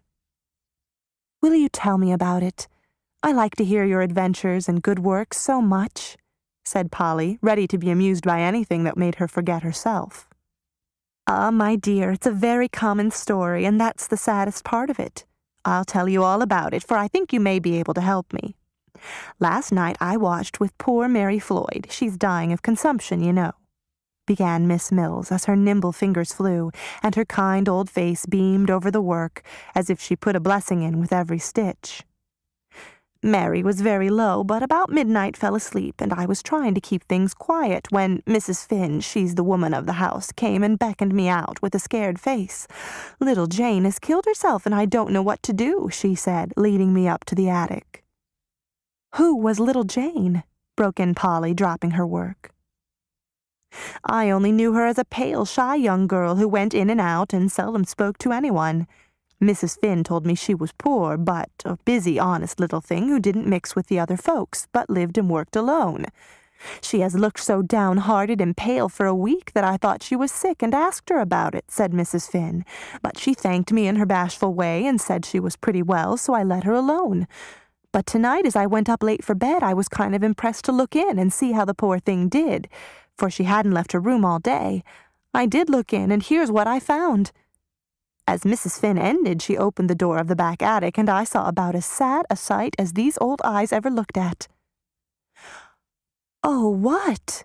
cried Polly, pale now with interest. "A bare room, cold as a barn, and on the bed a little dead white face that almost broke my heart, it was so thin, so patient, and so young. On the table was a bottle half full of laudanum, an old pocketbook, and a letter. Read that, my dear, and don't think hard of little Jane." Polly took the bit of paper Miss Mills gave her and read these words. "Dear Mrs. Finn, please forgive me for the trouble I make you, but I don't see any other way. I can't get work that pays enough to keep me. The doctor says I can't be well unless I rest. I hate to be a burden, so I'm going away not to trouble anybody any more. I've sold my things to pay what I owe you. Please let me be as I am, and don't let people come and look at me. I hope it isn't very wicked, but there don't seem to be any room for me in the world, and I'm not afraid to die now, though I should be if I stayed and got bad, because I hadn't strength to keep right. Give my love to the baby, and so goodbye. Goodbye. Jane Bryant." "Oh, Miss Mills, how dreadful!" cried Polly, with her eyes so full she could hardly read the little letter.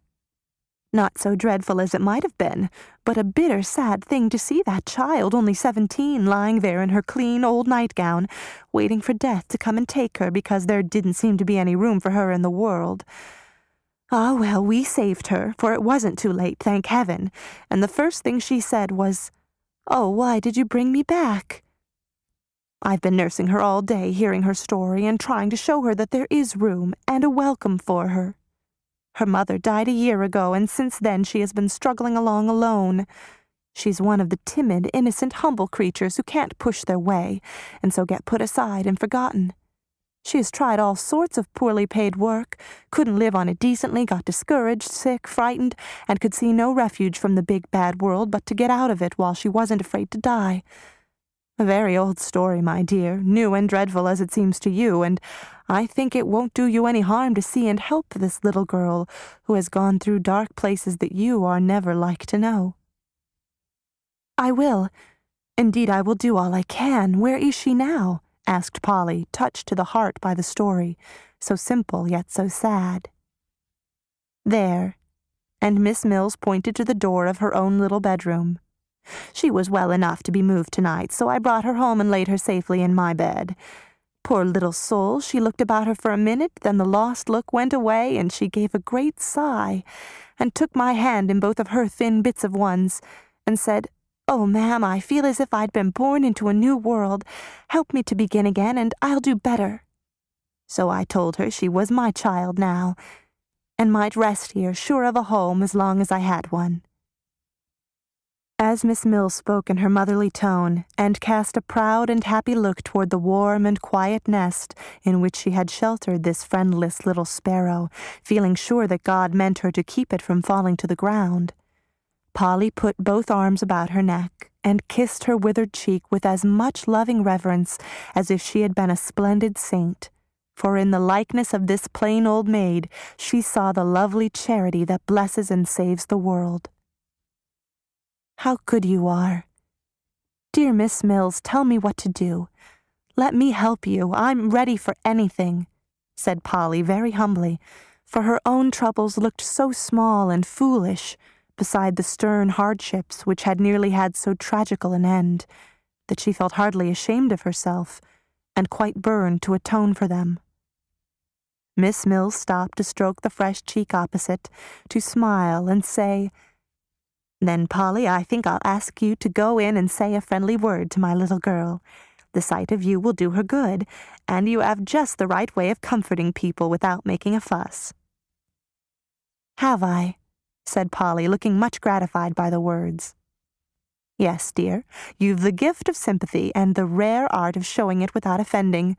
I wouldn't let many girls in to see my poor Jenny because they'd only flutter and worry her, but you'll know what to do.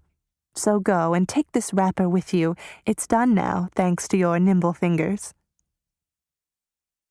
Polly threw the warm garment over her arm, feeling a thrill of gratitude that it was to wrap a living girl in and not to hide away a young heart that had grown cold too soon. Pushing open the door, she went quietly into the dimly lighted room, and on the pillow saw a face that drew her to it with an irresistible power, for it was touched by a solemn shadow that made its youth pathetic. As she paused at the bedside, thinking the girl asleep, a pair of hollow dark eyes opened wide and looked up at her. Startled at first, then softening with pleasure at sight of the bonny face before them, and then a humble, beseeching expression filled them, as if asking pardon for the rash act nearly committed, and pity for the hard fate that prompted it. Polly read the language of these eyes and answered their mute prayer with a simple eloquence that said more than any words, for she just stooped down and kissed the poor child with her own eyes full, and lips that trembled with the sympathy she could not tell. Jenny put both arms about her neck and began to shed the quiet tears that so refresh and comfort heavy hearts when a tender touch unseals the fountain where they lie. "Everybody is so kind," she sobbed, "and I was so wicked I don't deserve it." "Oh, yes, you do. Don't think of that, but rest and let us pet you. The old life was too hard for such a little thing as you, and we are going to try and make the new one ever so much easier and happier," said Polly, forgetting everything except that this was a girl like herself who needed heartening up. "Do you live here?" asked Jenny, when her tears were wiped away, still clinging to the newfound friend. "Yes. Miss Mills lets me have a little room upstairs, and there I have my cat and bird, my piano, and my posy pots, and live like a queen. You must come up and see me tomorrow if you're available. I'm often lonely, for there are no young people in the house to play with me," answered Polly, smiling hospitably. "Do you sew?" asked Jenny. "No, I'm a music teacher, and trot round giving lessons all day." "How beautiful it sounds! And how happy you must be, so strong and pretty, and able to go round making music all the time," sighed Jenny, looking with respectful admiration at the plump, firm hand held in both her thin and feeble ones. It did sound pleasant, even to Polly's ears, and she felt suddenly so rich and so contented that she seemed a different creature from the silly girl who cried because she couldn't go to the party. It passed through her mind like a flash, the contrast between her life and that of the wan creature lying before her, and she felt as if she could not give enough out of her abundance to this needy little sister, who had nothing in the wide world but the life just saved to her. That minute did more for Polly than many sermons or the wisest books, for it brought her face to face with bitter truths, showed her the dark side of life, and seemed to blow away her little vanities, her frivolous desires like a wintry wind that left a wholesome atmosphere behind. Sitting on the bedside, Polly listened while Jane told the story, which was so new to her listener that every word sank deep into her heart and never was forgotten. "Now you must go to sleep. Don't cry, nor think, nor do anything but rest. That will please Miss Mills best. I'll leave the doors open and play you a lullaby that you can't resist. Good night, dear." And with another kiss, Polly went away to sit in the darkness of her own room, playing her softest airs, till the tired eyes below were shut, and little Jane seemed to float away on a sea of pleasant sounds into the happier life which had just dawned for her. Polly had fully intended to be very miserable and cry herself to sleep. But when she lay down at last, her pillow seemed very soft, her little room very lovely, with the firelight flickering on all the home-like objects, and her new-blown roses breathing her a sweet good night. She no longer felt an injured, hard-working, unhappy Polly, but as if quite burdened with blessings, for which she wasn't half grateful enough. She had heard of poverty and suffering in the vague, far-off way which is all that many girls, safe in happy homes, ever know of it. But now she had seen it, in a shape which she could feel and understand, and life grew more earnest to her from that minute. So much to do in the great busy world, and she had done so little. Where should she begin? Then, like an answer, came little Jenny's words, now taking a new significance to Polly's mind. To be strong and beautiful and go round making music all the time. Yes, she could do that. And with a very earnest prayer, Polly asked for the strength of an upright soul, the beauty of a tender heart, the power to make her life a sweet and stirring song, helpful while it lasted, remembered when it died. Little Jane's last thought had been to wish with all her might that God would bless the dear, kind girl up there and give her all she asked. I think both prayers, although too humble to be put in words, went up together, for in the fullness of time they were beautifully answered. End of Chapter 9. Chapter 10. Brothers and Sisters. Polly's happiest day was Sunday, for Will never failed to spend it with her. Instead of sleeping later than usual that morning, she was always up bright and early, flying round to get ready for her guest, for Will came to breakfast, and they made a long day of it. Will considered his sister the best and prettiest girl going, and Polly, knowing well that a time would come when he would find a better and a prettier, was grateful for his good opinion, and tried to deserve it. So she made her room and herself as neat and inviting as possible, and always ran to meet him with a bright face and a motherly greeting, when he came tramping in, ruddy, brisk, and beaming, with the brown loaf and the little pot of beans from the bakehouse nearby. They liked a good country breakfast, and nothing gave Polly more satisfaction than to see her big boy clear the dishes, empty the little coffee pot, and then sit and laugh at her across the ravaged table. Another pleasure was to let him help clear away, as they used to do at home, while the peals of laughter that always accompanied this performance did Miss Mill's heart good to hear, for the room was so small and Will so big that he seemed to be everywhere at once, and Polly and Puddle were continually dodging his long arms and legs. Then they used to inspect the flower pots, pay Nick a visit, and have a little music as a good beginning for the day, after which they went to church and dined with Miss Mills, who considered Will an excellent young man. If the afternoon was fair, they took a long walk together over the bridges into the country, or about the city streets full of Sabbath quietude.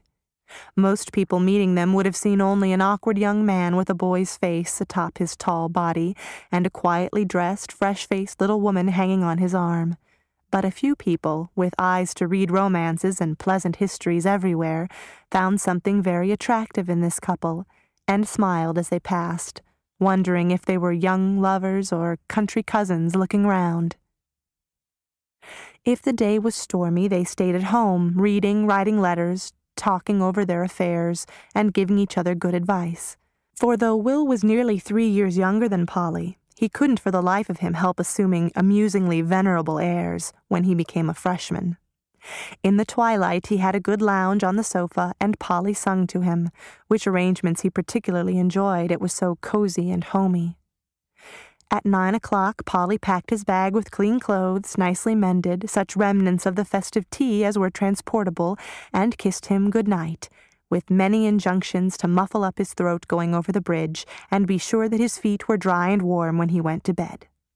All of which Will laughed at, accepted graciously, and didn't obey, but he liked it, and trudged away for another week's worth, rested, cheered, and strengthened by that quiet, happy day with Polly, for he had been brought up to believe in home influences, and this brother and sister loved one another dearly, and were not ashamed to own it. One other person enjoyed the humble pleasures of these Sundays quite as much as Polly and Will. Maud used to beg to come to tea, and Polly, glad to do anything for those who had done a good deal for her, made a point of calling for the little girl as they came home from their walk, or sending Will to escort her in the carriage, which Maud always managed to secure if bad weather threatened to quench her hopes. Tom and Fanny laughed at her fancy, but she did not tire of it, for the child was lonely, and found something in that little room which the great house could not give her. Maud was 12 now, a pale, plain child with sharp, intelligent eyes and a busy little mind that did a good deal more thinking than anybody imagined. She was just at the unattractive, fidgety age when no one knew what to do with her, and so let her fumble her way up as she could, finding pleasure in odd things and living much alone, for she did not go to school because her shoulders were growing round and Mrs. Shaw would not allow her figure to be spoiled. That suited Maud excellently, and whenever her father spoke of sending her again or getting a governess, she was seized with bad headaches, a pain in her back, or weakness of the eyes, at which Mr. Shaw laughed but let her holiday go on. Nobody seemed to care much for plain, pug-nosed little Maudie. Her father was busy, her mother nervous and sick, Fanny absorbed in her own affairs, and Tom regarded her as most young men do their younger sisters, as a person born for his amusement and convenience, nothing more. Maud admired Tom with all her heart, and made a little slave of herself to him, feeling well repaid if he merely said, "Thank you, chicken," or didn't pinch her nose, or nip her ear, as he had a way of doing, "just as if I was a doll or a dog and hadn't got any feelings," she sometimes said to Fanny, when some service or sacrifice had been accepted without gratitude or respect. It never occurred to Tom, when Maud sat watching him with her face full of wistfulness, that she wanted to be petted as much as ever he did in his neglected boyhood, or that when he called her pug before people, her little feelings were as deeply wounded as his used to be when the boys called him carrots. He was fond of her in his fashion, but he didn't take the trouble to show it, so Maud worshipped him afar off, afraid to betray the affection that no rebuff could kill or cool. One snowy Sunday afternoon, Tom lay on the sofa in his favorite attitude, reading Pendennis for the 4th time, and smoking like a chimney as he did so. Maud stood at the window watching the falling flakes with an anxious countenance, and presently a great sigh broke from her. "Don't do that again, chicken, or you'll blow me away. What's the matter?" asked Tom, throwing down his book with a yawn that threatened dislocation. "I'm afraid I can't go to Polly's," answered Maud disconsolately. "Of course you can't. It's snowing hard, and Father won't be home with the carriage till this evening. What are you always cutting off to Polly's for?" "I like it. We have such nice times there, and Will is there, and we bake little Johnny cakes in the baker before the fire, and they sing, and it is so pleasant." "Warbling Johnny cakes must be interesting. Come and tell me all about it." "No, you'll only laugh at me." "I give you my word I won't, if I can help it, but I really am dying of curiosity to know what you do down there. You like to hear secrets, so tell me yours, and I'll be as dumb as an oyster." "It isn't a secret, but you wouldn't care for it. Do you want another pillow?" she added as Tom gave his a thump. "This will do, but why you women always stick tassels and fringe all over a sofa cushion to tease and tickle a fellow is what I don't understand." "One thing that Polly does Sunday nights is to take Will's head in her lap and smooth his forehead. It rests him after studying so hard," she says. "If you don't like the pillow, I could do that for you, 'cause you look as if you were more tired of studying than Will," said Maud with some hesitation, but an evident desire to be useful and agreeable. "Well, I don't care if you do try it, for I am confoundedly tired," and Tom laughed as he recalled the frolic he had been on the night before. Maud established herself with great satisfaction, and Tom owned that a silk apron was nicer than a fuzzy cushion. "Do you like it?" she asked after a few strokes over the hot forehead, which she thought was fevered by intense application to Greek and Latin. "Not bad, play away," was the gracious reply, as Tom shut his eyes, and lay so still that Maud was charmed at the success of her attempt.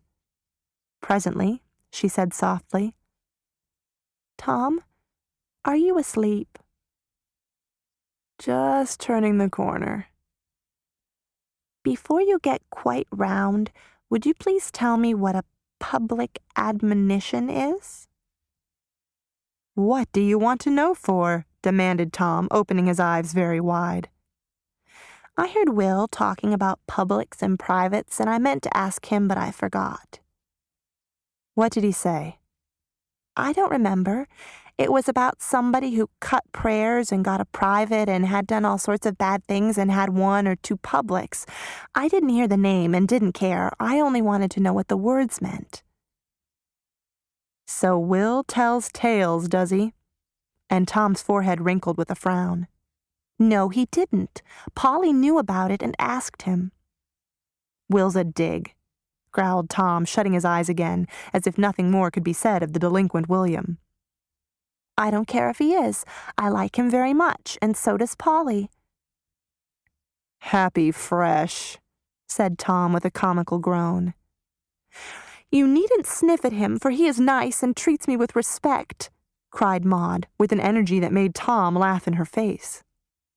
He's good to Polly always, and puts on her cloak for her, and says my dear, and kisses her good night, and I don't think it's silly, and I wish I had a brother just like him, yes I do. And Maud showed signs of woe, for her disappointment about going was very great. Bless my boots! What's the chicken ruffling up her little feathers and pecking at me for? Is that the way Polly soothes the best of brothers? Said Tom, still laughing. Oh, I forgot. There, I won't cry, but I do want to go. And Maud swallowed her tears and began to stroke again. Now Tom's horse and sleigh were in the stable, for he meant to drive out to college that evening, but he didn't take Maud's hint. It was less trouble to lie still and say in a conciliatory tone, Tell me some more about this good boy. It's very interesting. No, I shan't, but I shall tell about Puddles playing on the piano, said Maud, anxious to efface the memory of her momentary weakness. Polly points to the right key with a little stick, and Puddles sits on the stool and pats each key as it's touched, and it makes a tune. It's so funny to see her, and Nick perches on the rack and sings as if he'd kill himself. Very thrilling, said Tom in a sleepy tone. Maud felt that her conversation was not as interesting as she hoped, and tried again. Polly thinks you are handsomer than Mr. Sidney. Much obliged. I asked which she thought had the nicest face, and she said yours was the handsomest and his the best. Does he ever go there? Asked a sharp voice behind them, and looking round, Maud saw Fanny in the big chair cooking her feet over the register. I never saw him there. He sent up some books one day, and Will teased her about it. What did she do? Demanded Fanny. Oh, she shook him. What a spectacle! And Tom looked as if he would have enjoyed seeing it, but Fanny's face grew so forbidding that Tom's little dog, who was approaching to welcome her, put his tail between his legs and fled under the table. Then there isn't any sparking Sunday night? Sung Tom, who appeared to have waked up again. Of course not. Polly isn't going to marry anybody. She's going to keep house for Will when he's a minister. I heard her say so, cried Maud with importance. What a fate for pretty Polly, ejaculated Tom. She likes it, and I'm sure I should think she would. It's beautiful to hear him plan it all out. Any more gossip to retail, Pug? Asked Tom a minute after, as Maud seemed absorbed in visions of the future. He told us a funny story about blowing up one of the professors. You never told us, so I suppose you didn't know it. Some bad fellow put a torpedo or some sort of powder thing under the chair, and it went off in the midst of the lesson, and the poor man flew up, frightened most to pieces, and the boys ran with pails of water to put the fire out. But the thing that made Will laugh most was that the very fellow who did it got his trousers burnt trying to put out the fire, and he asked is it faculty or president?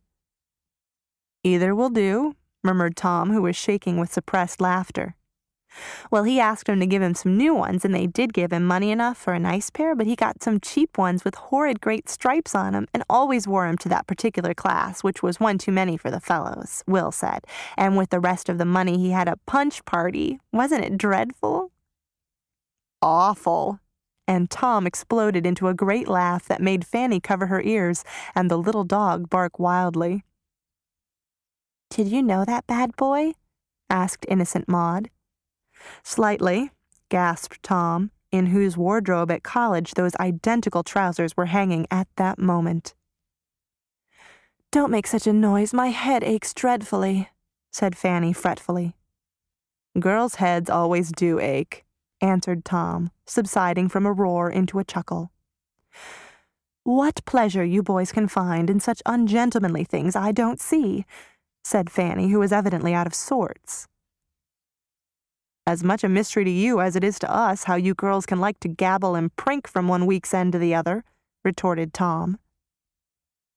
There was a pause after this little passage at arms, but Fan wanted to be amused, for time hung heavily on her hands, so she asked in a more amiable tone, "How's Trix?"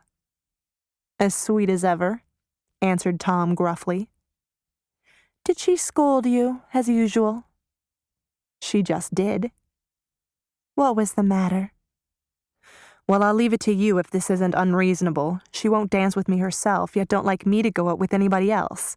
I said I thought if a fellow took a girl to a party, she ought to dance with him once, at least, especially if they were engaged. She said that was the very reason why she shouldn't do it. So at the last hop, I left her alone and had a gay time with Belle, and today Trix gave it to me hot and heavy coming home from church." "If you go and engage yourself to a girl like that, I don't know what you can expect. Did she wear her Paris hat today?" added Fan with sudden interest in her voice. "She wore some sort of a blue thing with a confounded bird of paradise in it that kept whisking into my face every time she turned her head." "Men never know a pretty thing when they see it. That hat is perfectly lovely." "They know a lady when they see her, and Trix don't look like one.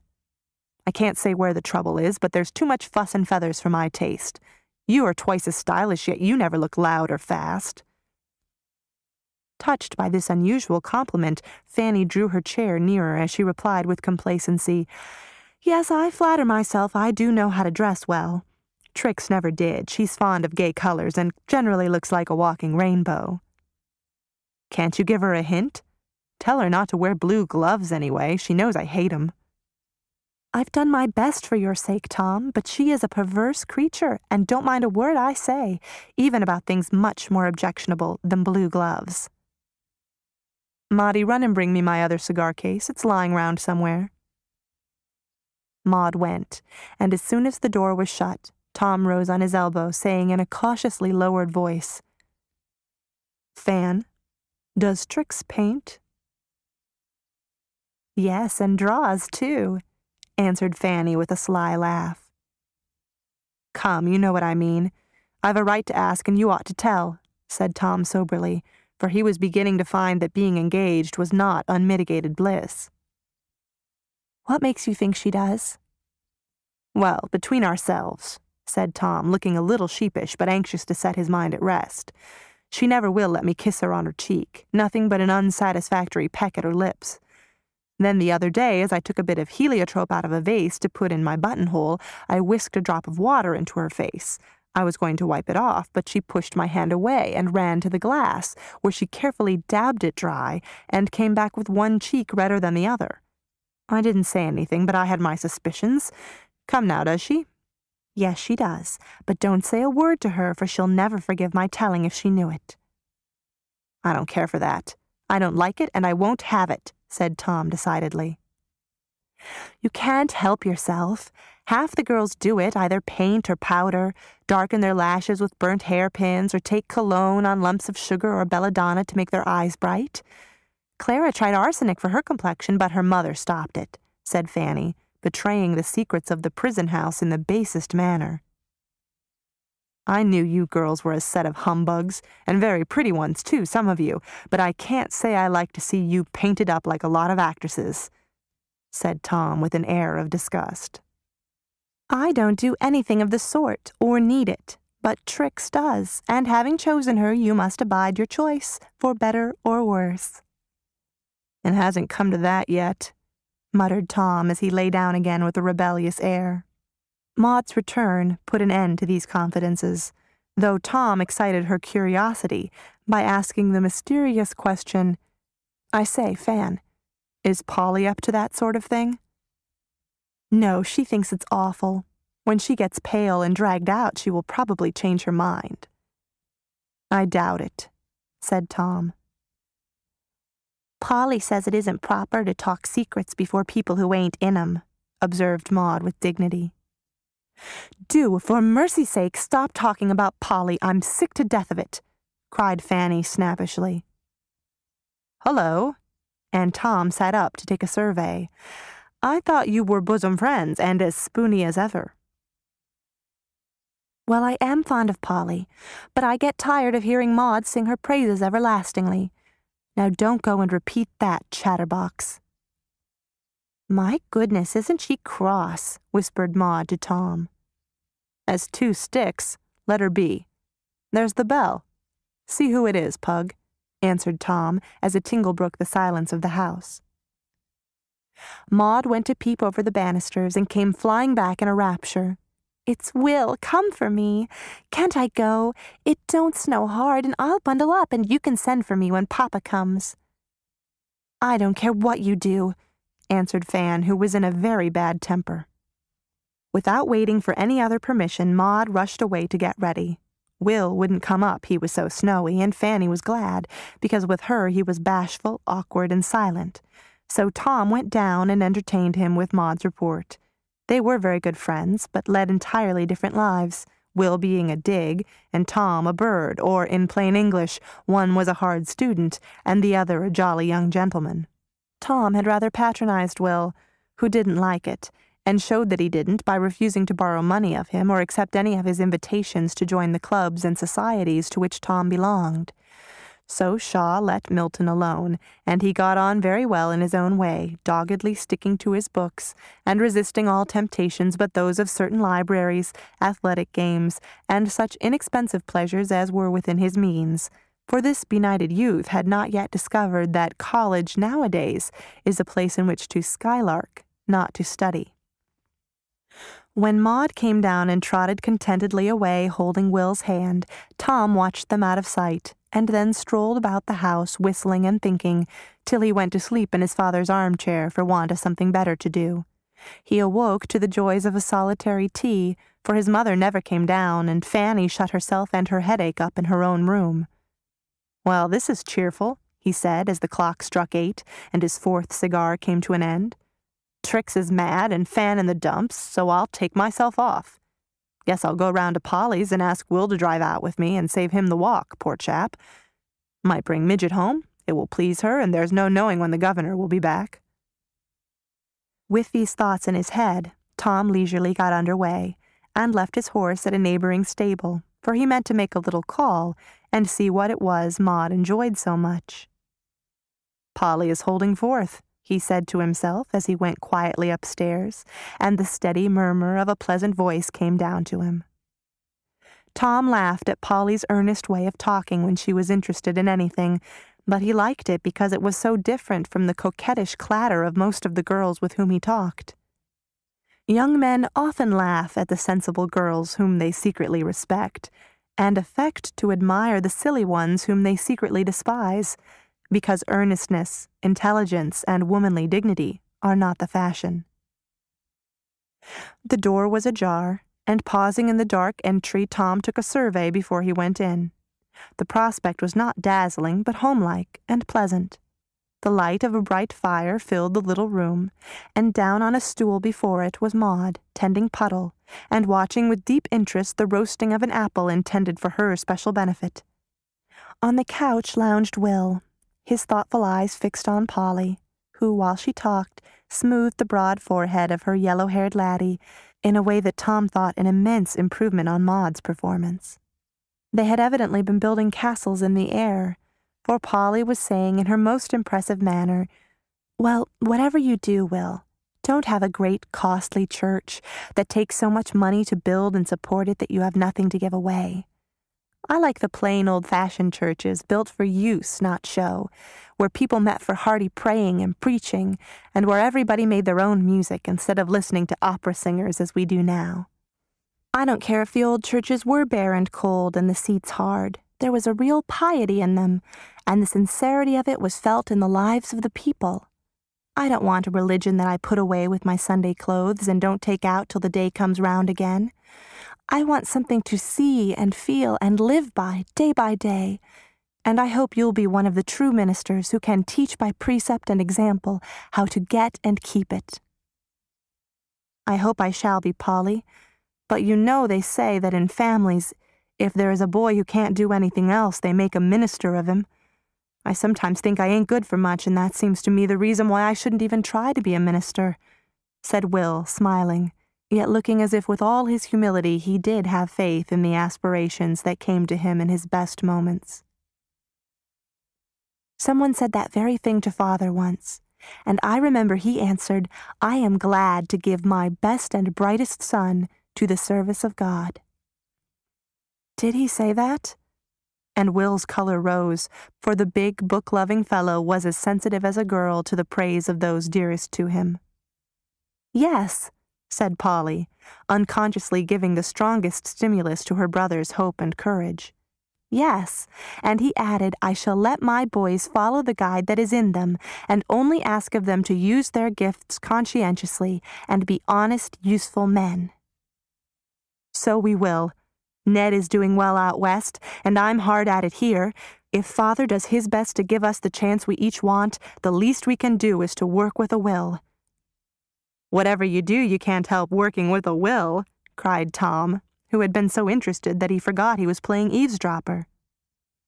Polly flew up, looking so pleased and surprised that Tom reproached himself for not having called oftener.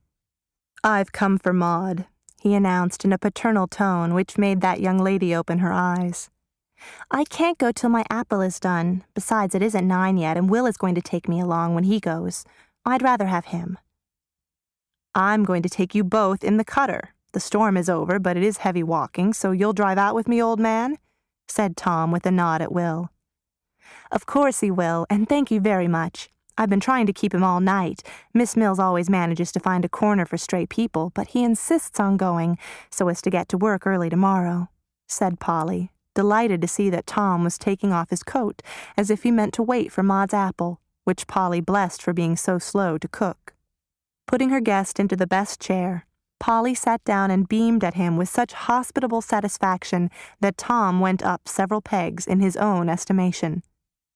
"You don't come very often, so we are rather overpowered when you do honor us," she said demurely. "Well, you know, we fellows are so busy we haven't much time to enjoy ourselves," answered Tom. "Ahem," said Will loudly. "Take a trochee," said Tom. Then they both burst out laughing, and Polly, fully understanding the joke, joined them, saying, "Here are some peanuts, Tom. Do enjoy yourself while you can." Now I call that a delicate compliment, and Tom, who had not lost his early relish for this sort of refreshment, though he seldom indulged his passion nowadays because peanuts are considered vulgar, fell to cracking and munching with great satisfaction. "Do you remember the first visit I made at your house, how you gave me peanuts coming from the depot and frightened me out of my wits pretending the coachman was tipsy?" asked Polly. "Of course I do, and how we coasted one day," answered Tom, laughing. "Yes, and the velocipede. You've got the scar of that yet, I see." "I remember how you stood by me while it was sewed up. That was very plucky, Polly." "I was dreadfully afraid, but I remember I wanted to seem very brave because you'd called me a coward." "Did I? Ought to have been ashamed of myself. I used to rough you shamefully, Polly, and you were so good-natured, you let me do it." "Couldn't help myself," laughed Polly. "I did used to think you were an awful boy, but seems to me I rather liked it." "She had so much of it at home she got used to it," put in Will, pulling the little curl behind Polly's ear. "You boys never teased me as Tom did. That's the reason it amused me, I suppose. Novelty hath charms, you know." "Grandma used to lecture Tom for plaguing you, Polly, and he used to say he'd be a tip-top boy, but he wasn't," observed Maud with a venerable air. "Dear old Grandma, she did her best, but I'm a bad lot," said Tom with a shake of the head and a sober face. "It always seems as if she must be up in her rooms, and I can't get used to finding them empty," added Polly softly. "Father wouldn't have anything moved, and Tom sits up there sometimes. It makes him feel good, he says," said Maud, who had a talent for betraying trifles which people preferred should not be mentioned in public. "You'd better hurry up your apple, for if it isn't done pretty soon you'll have to leave it, Pug," said Tom, looking annoyed. "How is Fan?" asked Polly with tact. Well, Fan is rather under the weather. Says she's dyspeptic, which means cross. She is cross, but she's sick, too, for I found her crying one day and she said nobody cared about her and she might as well be dead, added Maud, having turned her apple with tender care. We must try to cheer her up among us. If I wasn't so busy, I'd like to devote myself to her. She has done so much for me, said Polly gratefully. I wish you could. I can't understand her, for she acts like a weathercock, and I never know how I'm going to find her. I hate to have her mope so, but upon my life I don't know what to do, said Tom. But as he uttered the words, something was suggested by the sight before him. Chairs were few, and Polly had taken half of Will's when they drew round the fire. Now she was leaning against him in a cozy, confiding way, delightful to behold, while Will's strong arm went round her with a protecting air, which said as plainly as any words that this big brother and small sister knew how to love and help one another. It was a pleasant little picture, all the pleasanter for its unconsciousness, and Tom found it both suggestive and agreeable. Poor old Fan. She don't get much petting. Maybe that's what she wants. I'll try it and see, for she stands by me like a trump. If she was a rosy, cozy little woman like Polly, it would come easier, though, thought Tom, as he meditatively ate his last nut, feeling that fraternal affection could not be very difficult of demonstration to brothers blessed with pretty, good-tempered sisters. I told Tom about the bad fellow who blew up the professor, and he said he knew him slightly, and I was so relieved because I had a kind of feeling that it was Tom himself. You and Will laughed so about it. Maud had a queer way of going on with her own thoughts, and suddenly coming out with whatever lay uppermost, regardless of time, place, or company. As this remark fell from her, there was a general smile, and Polly said with mock solemnity, "It was a sad thing, and I've no doubt that misguided young man is very sorry for it now. He looked perfectly bowed down with remorse last time I saw him," said Will, regarding Tom with eyes full of fun, for Will was a boy as well as a bookworm, and relished a joke as well as scatterbrained Tom. "He is always remorseful after a scrape, I've understood, for he isn't a very bad fellow, only his spirits are one too many for him, and he isn't as fond of his book as another fellow I know." "I'm afraid he'll be expelled if he don't mind," said Polly warningly. "Shouldn't wonder if he was, he's such an unlucky dog," answered Tom rather soberly. "I hope he'll remember that his friends will be very much disappointed if he is.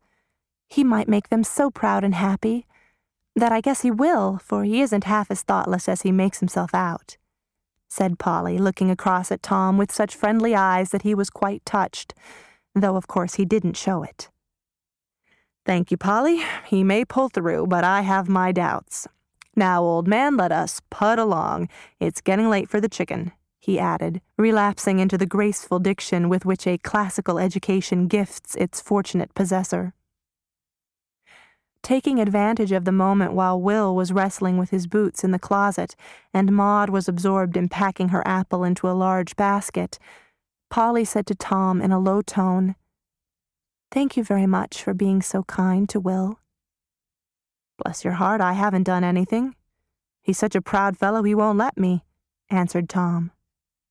"But you do in many little ways. Tonight, for example. Do you think I don't know that the suit of clothes he's just got would have cost a good deal more if your tailor hadn't made them?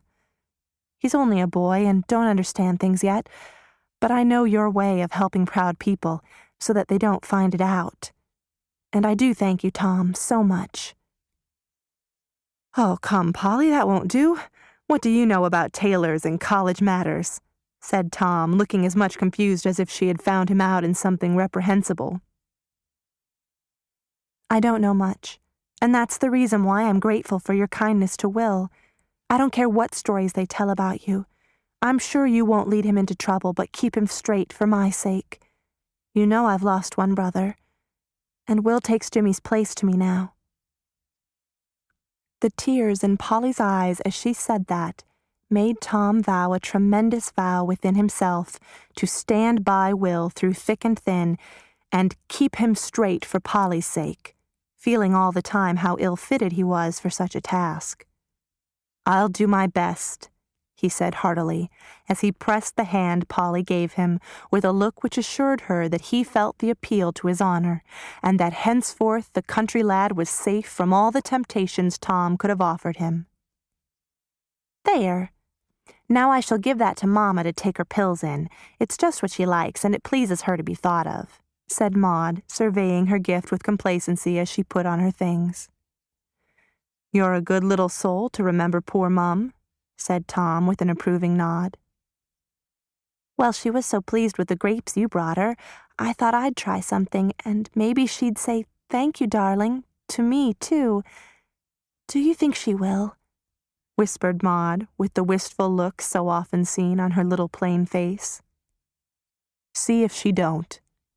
And to Maud's great surprise, Tom didn't laugh at her project. "Good night, dear. Take care of yourself and keep your muffler round your mouth going over the bridge, or you'll be as hoarse as a crow tomorrow," said Polly as she kissed her brother, who returned it without looking as if he thought it girls' nonsense. Then the three piled into the sleigh and drove off, leaving Polly nodding on the doorstep. Maud found the drive altogether too short, but was consoled by the promise of a longer one if the sleighing lasted till next Saturday. And when Tom ran up to bid his mother good-bye and give her a hint about Maud's gift, she stayed below to say at the last minute, in unconscious imitation of Polly, "Good night. Take care of yourself, my dear." Tom laughed, and was about to pinch the much-enduring little nose. But as if the words reminded him of something, he gave her a kiss instead, a piece of forbearance which almost took Maud's breath away with surprise and gratification. It was a rather silent drive, for Will obediently kept his muffler up, and Tom fell into a brown study. He was not much given to reflection, but occasionally indulged when something gave him a turn in that direction, and at such times he was as sober and sincere as could be desired. Anyone might have lectured him for an hour without doing as much good as that little call and the chat that grew out of it, for though nothing very wise or witty was said, many things were suggested, and everyone knows that persuasive influences are better than any amount of moralizing. Neither Polly nor Will tried to do anything of the sort, and that was the charm of it. Nobody likes to be talked to, but nobody can resist the eloquence of unconscious preaching. With all his thoughtfulness, Tom was quick to see and feel these things, and was not spoilt enough yet to laugh at them. The sight of Will and Polly's simple affection for one another reminded him of a neglected duty so pleasantly that he could not forget it. Talking of early days made him wish he could go back and start again doing better. Grandma's name recalled the tender memory that always did him good, and the thought that Polly trusted her dearest brother to his care stirred up a manful desire to deserve the confidence. Tortures wouldn't have drawn a word of all this from him, but it had its effect. For boys don't leave their hearts and consciences behind them when they enter college, and little things of this sort do much to keep both from being damaged by the 4 years' scrimmage, which begins the battle of life for most of them. End of Chapter 10. Chapter 11. Needles and Tongues. Dear Polly, the sewing circle meets at our house this p.m. This is in your line, so do come and help me through. I shall depend on you. Yours ever, Fan. Bad news, my dear? Asked Miss Mills, who had just handed the note to Polly as she came in one noon a few weeks after Jenny's arrival. Polly told her what it was, adding, "I suppose I ought to go and help Fanny, but I can't say I want to. The girls talk about things I have nothing to do with, and I don't find their gossip very amusing. I'm an outsider, and they only accept me on Fan's account, so I sit in a corner and sew, while they chatter and laugh. Wouldn't it be a good chance to say a word for Jenny? She wants work, and these young ladies probably have quantities done somewhere. Jenny does fine work exquisitely, and begins to feel anxious to be earning something. I don't want her to feel dependent and unhappy, and a little well-paid sewing would be all she needs to do nicely. I can get it for her by running round to my friends, but I really haven't the time till I get the Muellers off. They are paupers here, but out west they can take care of themselves, so I've begged the money to send them, and as soon as I get them some clothes, off they go. That's the way to help people help themselves." And Miss Mills clashed her big scissors energetically as she cut out a little red flannel shirt. "I know it is, and I want to help, but I don't know where to begin," said Polly, feeling quite oppressed with the immensity of the work. "We can't any one of us do all we would like, but we can do our best for every case that comes to us, and that helps amazingly. Begin with Jenny, my dear.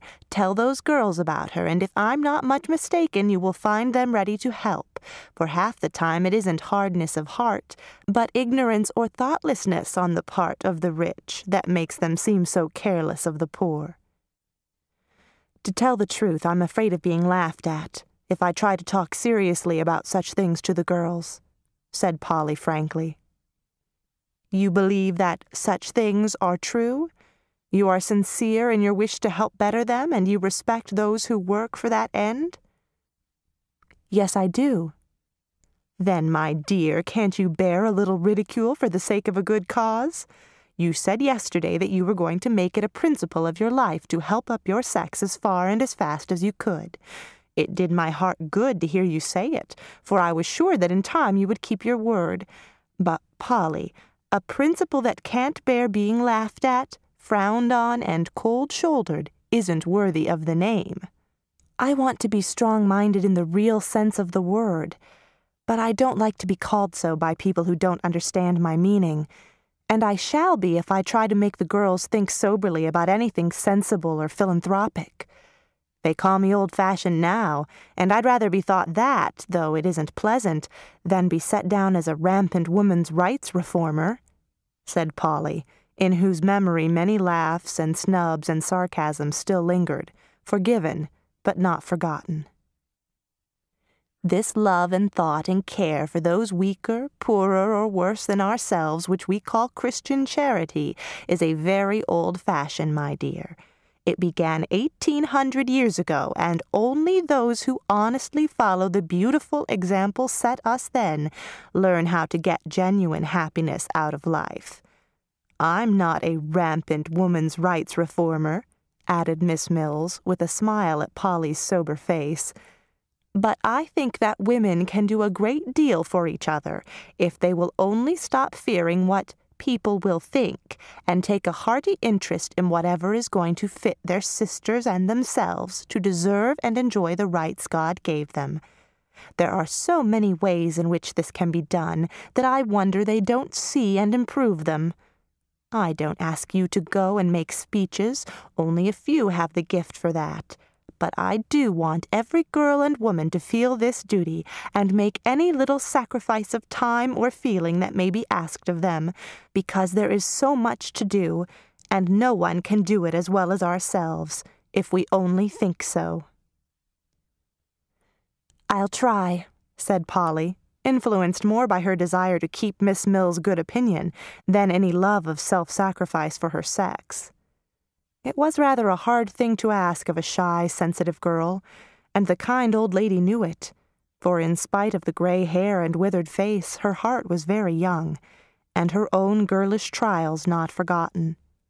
But she also knew that Polly had more influence over others than she herself suspected, simply because of her candid, upright nature, and that while she tried to help others, she was serving herself in a way that would improve heart and soul more than any mere social success she might gain by following the rules of fashionable life, which drill the character out of girls till they are as much alike as pins in a paper and have about as much true sense and sentiment in their little heads. There was good stuff in Polly, unspoiled as yet, and Miss Mills was only acting out her principle of women helping each other. The wise old lady saw that Polly had reached that point where the girl suddenly blooms into a woman, asking something more substantial than pleasure to satisfy the new aspirations that are born, A time as precious and important to the afterlife as the hour when the apple blossoms fall and the young fruit waits for the elements to ripen or destroy the harvest.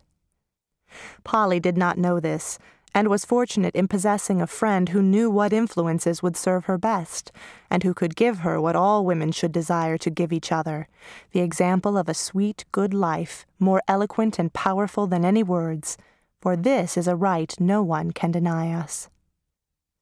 Polly turned the matter over in her mind as she dressed, while Jenny played waiting maid, little dreaming what this new friend was meaning to do for her, if she dared.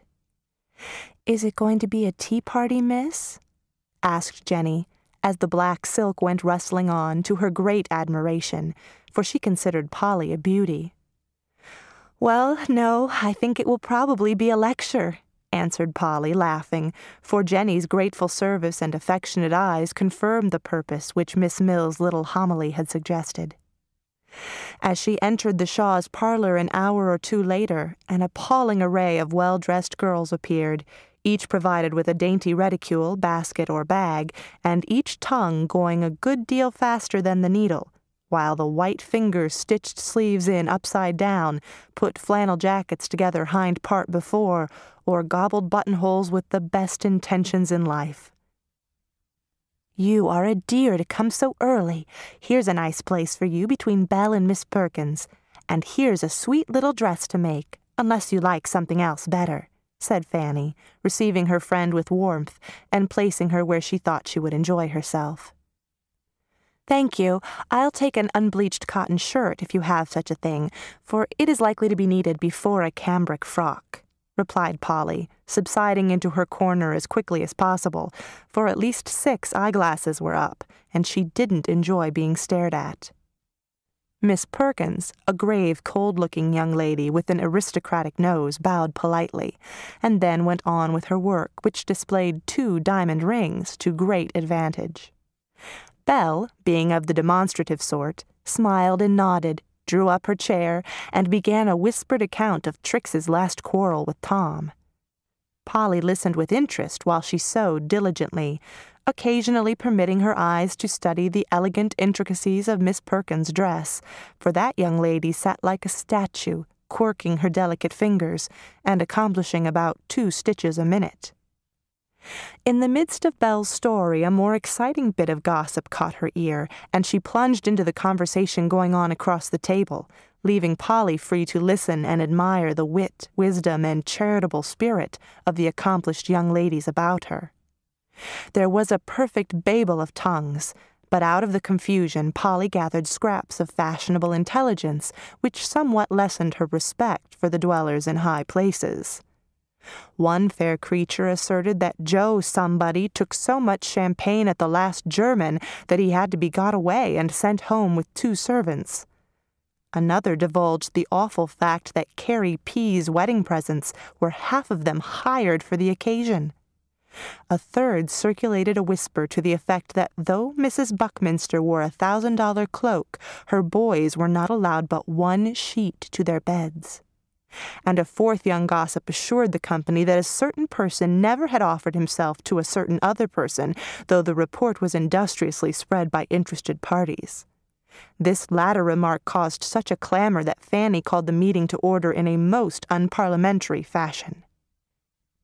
Girls, you really must talk less and sew more, or our society will be disgraced. Do you know our branch sent in less work than any of the others last month, and Mrs. Fitzgeorge said she didn't see how 15 young ladies could manage to do so little? We don't talk a bit more than the old ladies do. I just wish you could have heard them go on last time.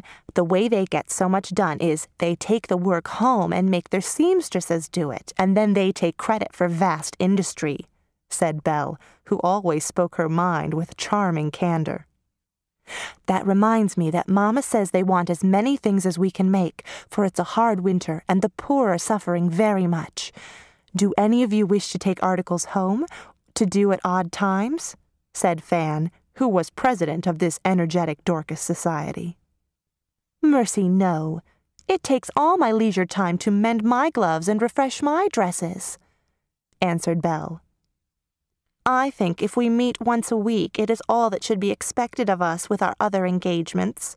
Poor people always complain that the winter is a hard one and never are satisfied," remarked Miss Perkins, making her diamonds sparkle as she sewed buttons on the wrong side of a pink calico apron, which would hardly survive one washing.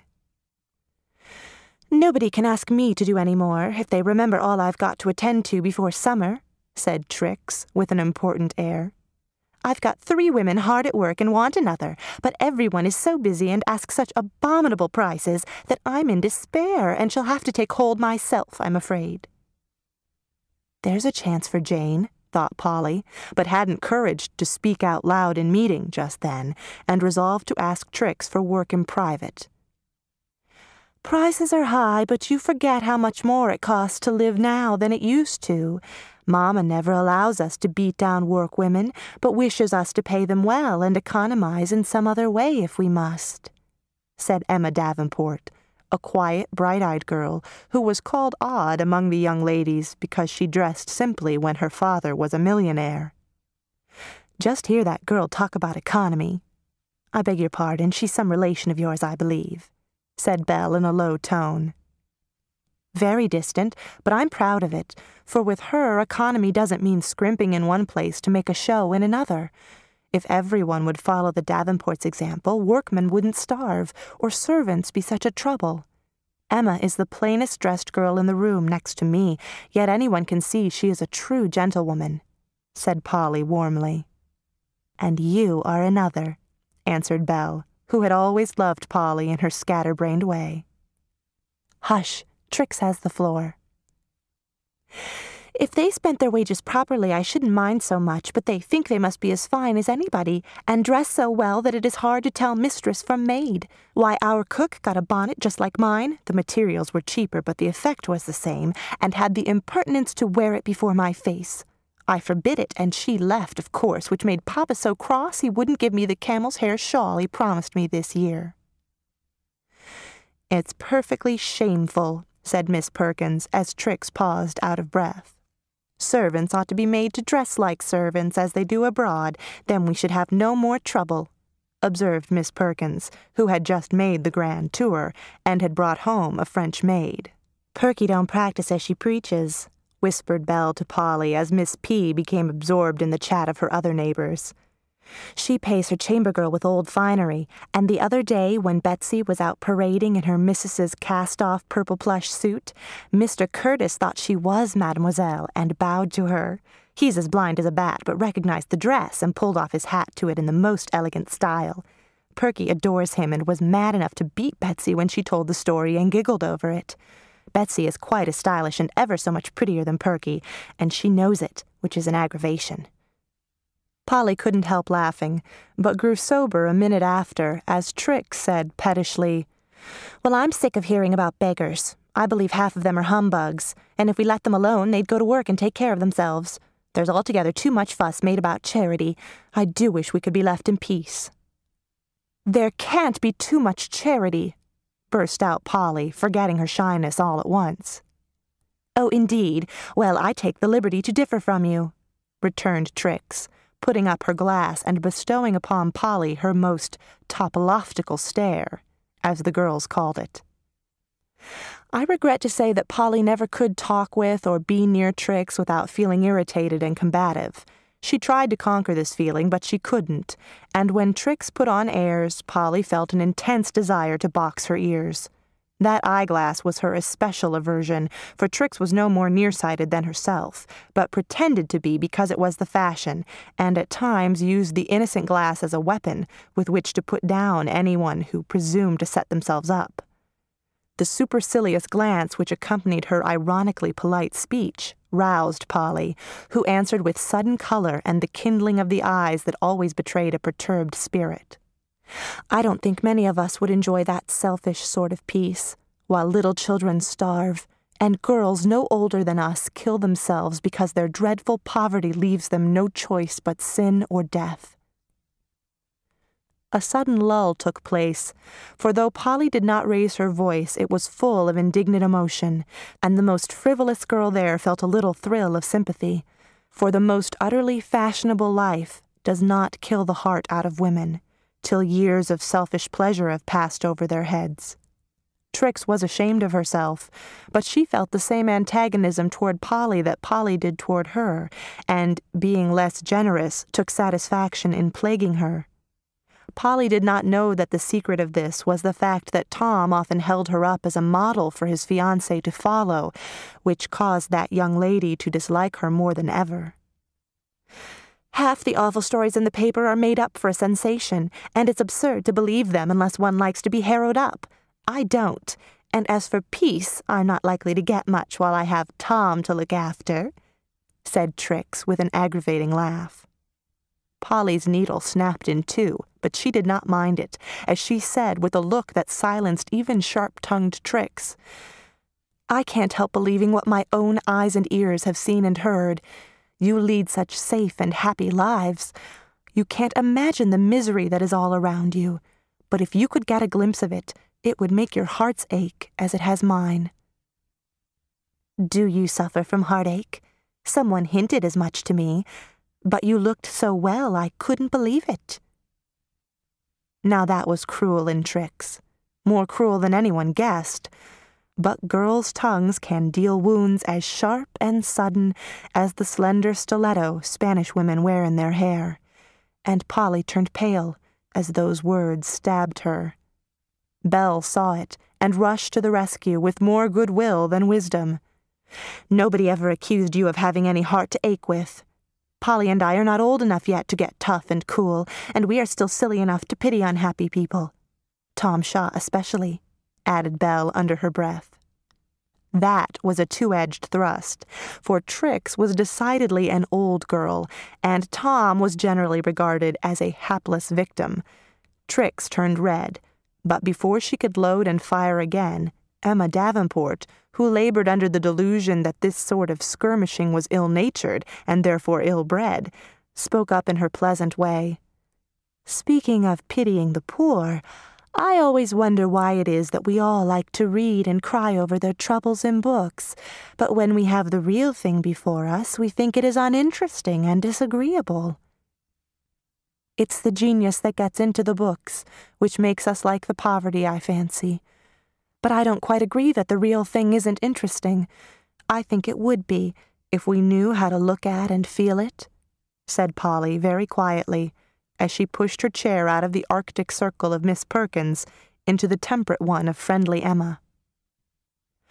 "But how shall we learn that? I don't see what we girls can do more than we do now. We haven't much money for such things, shouldn't know how to use it if we had, and it isn't proper for us to go poking into dirty places to hunt up the needy. Going about doing good in pony phaetons, as somebody says, may succeed in England, but it won't work here," said Fanny, who had begun lately to think a good deal of someone beside herself, and so found her interest in her fellow beings increasing daily. "We can't do much, perhaps, just yet, but still there are things left undone that naturally fall to us. I know a house," said Polly, sewing busily as she talked, "where every servant who enters it becomes an object of interest to the mistress and her daughters. These women are taught good habits, books are put where they can get them, sensible amusements are planned for them sometimes, and they soon feel that they are not considered mere scrubs, to do as much work as possible for as little money as possible, but helpers in the family, who are loved and respected in proportion to their faithfulness. This lady feels her duty to them, owns it, and does it, as conscientiously as she wants them to do theirs by her, and that is the way it ought to be, I think." As Polly paused, several keen eyes discovered that Emma's cheeks were very red, and saw a smile lurking in the corners of the mouth that tried to look demure, which told them who Polly meant. "Do the Biddies all turn out saints in that well-regulated family?" asked the irrepressible Trix. "No. Few of us do that, even in the parlor, but every one of the Biddies is better for being there, whether they are grateful or not. I ought not to have mentioned this, perhaps, but I wanted to show you one thing that we girls can do. We all complain about bad servants, most as much as if we were housekeepers ourselves, but it never occurs to us to try and mend the matter by getting up a better spirit between mistress and maid. Then there's another thing we can do," added Polly, warming up. "Most of us find money enough for our little vanities and pleasures, but feel dreadfully poor when we come to pay for work, sewing especially. Couldn't we give up a few of the vanities and pay the seamstresses better?" "I declare I will," cried Belle, whose conscience suddenly woke and smote her for beating down the woman who did her plain sewing in order that she might have an extra flounce on a new dress. "Belle has got a virtuous fit. Pity it won't last a week," said Trix. "Wait and see," retorted Belle, resolving that it should last, just to disappoint that spiteful minx, as she sweetly called her old schoolmate. "Now we shall behold Belle galloping away at a great pace on her new hobby. I shouldn't be surprised to hear of her preaching in the jail, adopting a dirty little orphan, or passing round tracts at a woman's rights meeting," said Trix, who never could forgive Belle for having a lovely complexion and so much hair of her own that she never patronized either rats, mice, waterfalls, switches, or puffcombs. "Well, I might do worse, and I think of the two I'd rather amuse myself so than as some young ladies do who get into the papers for their pranks," returned Belle with a moral air. "Suppose we have a little recess and rest while Polly plays to us. Will you, Polly? It will do us good. They all want to hear you and begged I'd ask." "Then I will, with pleasure." And Polly went to the piano with such obliging readiness that several reproachful glances fell upon Trix, who didn't need her glass to see them. Polly was never too sad, perturbed, or lazy to sing, for it was almost as easy to her as breathing, and seemed the most natural outlet for her emotions. For a minute her hands wandered over the keys as if uncertain what to play. Then, falling into a sad, sweet strain, she sang "The Bridge of Sighs." Polly didn't know why she chose it, but the instinct seemed to have been a true one, for, old as the song was, it went straight to the hearts of the hearers, and Polly sung it better than she ever had before, for now the memory of little Jane lent it a tender pathos which no art could give.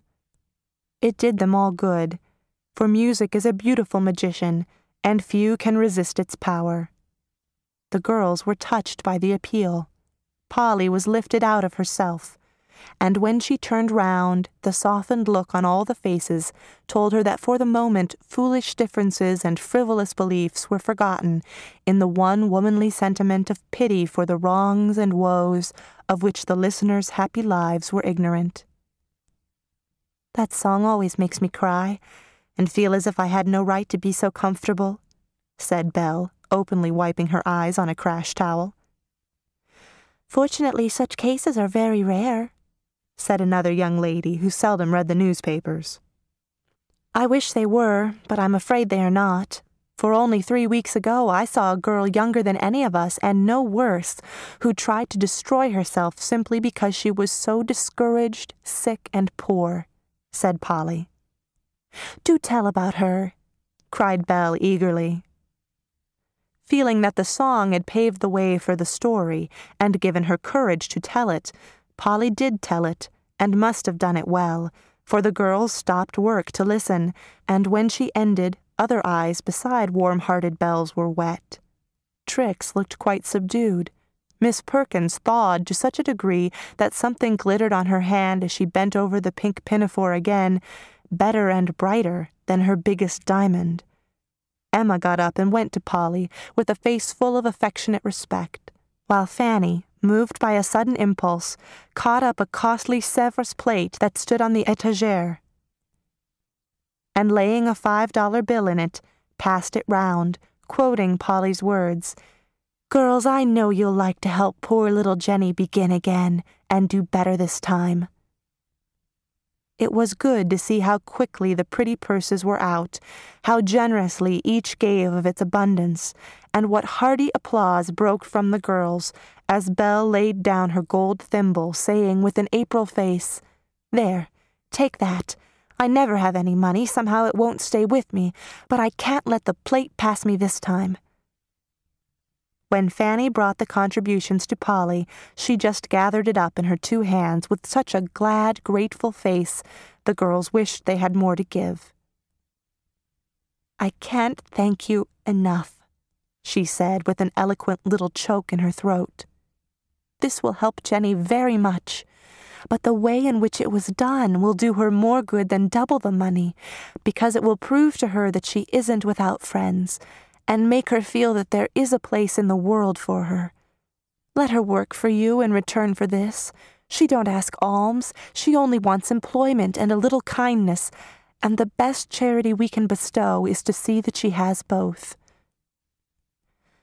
"I'll give her as much sewing as she wants, and she can stay at our house while she does it if she needs a home," said Trix in a spasm of benevolence. "She doesn't need a home, thank you. Miss Mills has given half of hers, and considers Jane her child," answered Polly with proud satisfaction in the fact. "What an old dear!" cried Belle. "I want to know her. May I?" whispered Emma. "Oh, yes. I'm glad to make her known to anyone. She is a quiet little old lady, but she does one heaps of good, and shows you how to be charitable in the wisest way." "Do tell us about it. I'm sure I want to do my duty, but it's such a muddle I don't know how," said Belle. Then, quite naturally, the conversation fell upon the great work that none should be too busy to think of, and which few are too young or too poor to help on with their might. The faces grew more earnest, the fingers flew faster, as the quick young hearts and brains took in the new facts, ideas, and plans that grew out of the true stories, the sensible hints, the successful efforts which Polly told them fresh from the lips of Miss Mills. For of late Polly had talked much with the good lady, and learned quickly the lessons her unselfish life conveyed. The girls found this more interesting than gossip, partly owing to its novelty, doubtless, but the enthusiasm was sincere while it lasted, and did them good. Many of them forgot all about it in a week, but Polly's effort was not lost, for Emma, Belle, and Fanny remained firm friends to Jane, so kindly helping her that the poor child felt as if she had indeed been born again into a new and happy world. Not till long afterward did Polly see how much good this little effort had done her, for the first small sacrifice of this sort leads the way to others, and a single hand's turn given heartily to the world's great work helps one amazingly with one's own small tasks. Polly found this out as her life slowly grew easier and brighter, and the beautiful law of compensation gave her better purposes and pleasures than any she had lost. The parents of some of her pupils were persons of real refinement, and such are always quick to perceive the marks of culture in others, no matter where they find them. These, attracted first by Polly's cheerful face, modest manners, and faithful work, soon found in her something more than a good teacher. They found a real talent for music, an eager desire for helpful opportunities, and a heart grateful for the kindly sympathy that makes rough places smooth. Fortunately, those who have the skill to detect these traits also possess the spirit to appreciate, and often the power to serve and develop them. In ways so delicate that the most sensitive pride could not resent the favor, these true gentlefolk showed Polly their respect and regard, put many pleasures in her way, and when they paid her for her work, gave her also the hearty thanks that takes away all sense of degradation, even from the humblest service. For money so earned and paid sweetens the daily bread it buys, and makes the mutual obligation a mutual benefit and pleasure. A few such patrons did much for Polly, and the music she gave them had an undertone of gratitude that left blithe echoes in those great houses, which money could not buy. Then, as her butterfly acquaintances deserted her, she found her way into a hive of friendly bees, who welcomed her and showed her how to find the honey that keeps life sweet and wholesome. Through Miss Mills, who was the counselor and comforter of several, Polly came to know a little sisterhood of busy, happy, independent girls who each had a purpose to execute, a talent to develop, an ambition to achieve, and brought to the work patience and perseverance, hope and courage. Here Polly found her place at once, for in this little world love and liberty prevailed. Talent, energy, and character took the first rank. Money, fashion, and position were literally nowhere, for here, as in the big world outside, Genius seemed to blossom best when poverty was head gardener. Young teachers doing much work for little pay. Young artists trying to pencil, paint, or carve their way to Rome. Young writers burning to distinguish themselves. Young singers dreaming of triumphs great as those of Jenny Lind. And some who tried to conquer independence armed only with a needle, like poor Jane. All these helped Polly as unconsciously as she helped them, for purpose and principle are the best teachers we can have, and the want of them makes half the women of America what they are, restless, aimless, frivolous, and sick.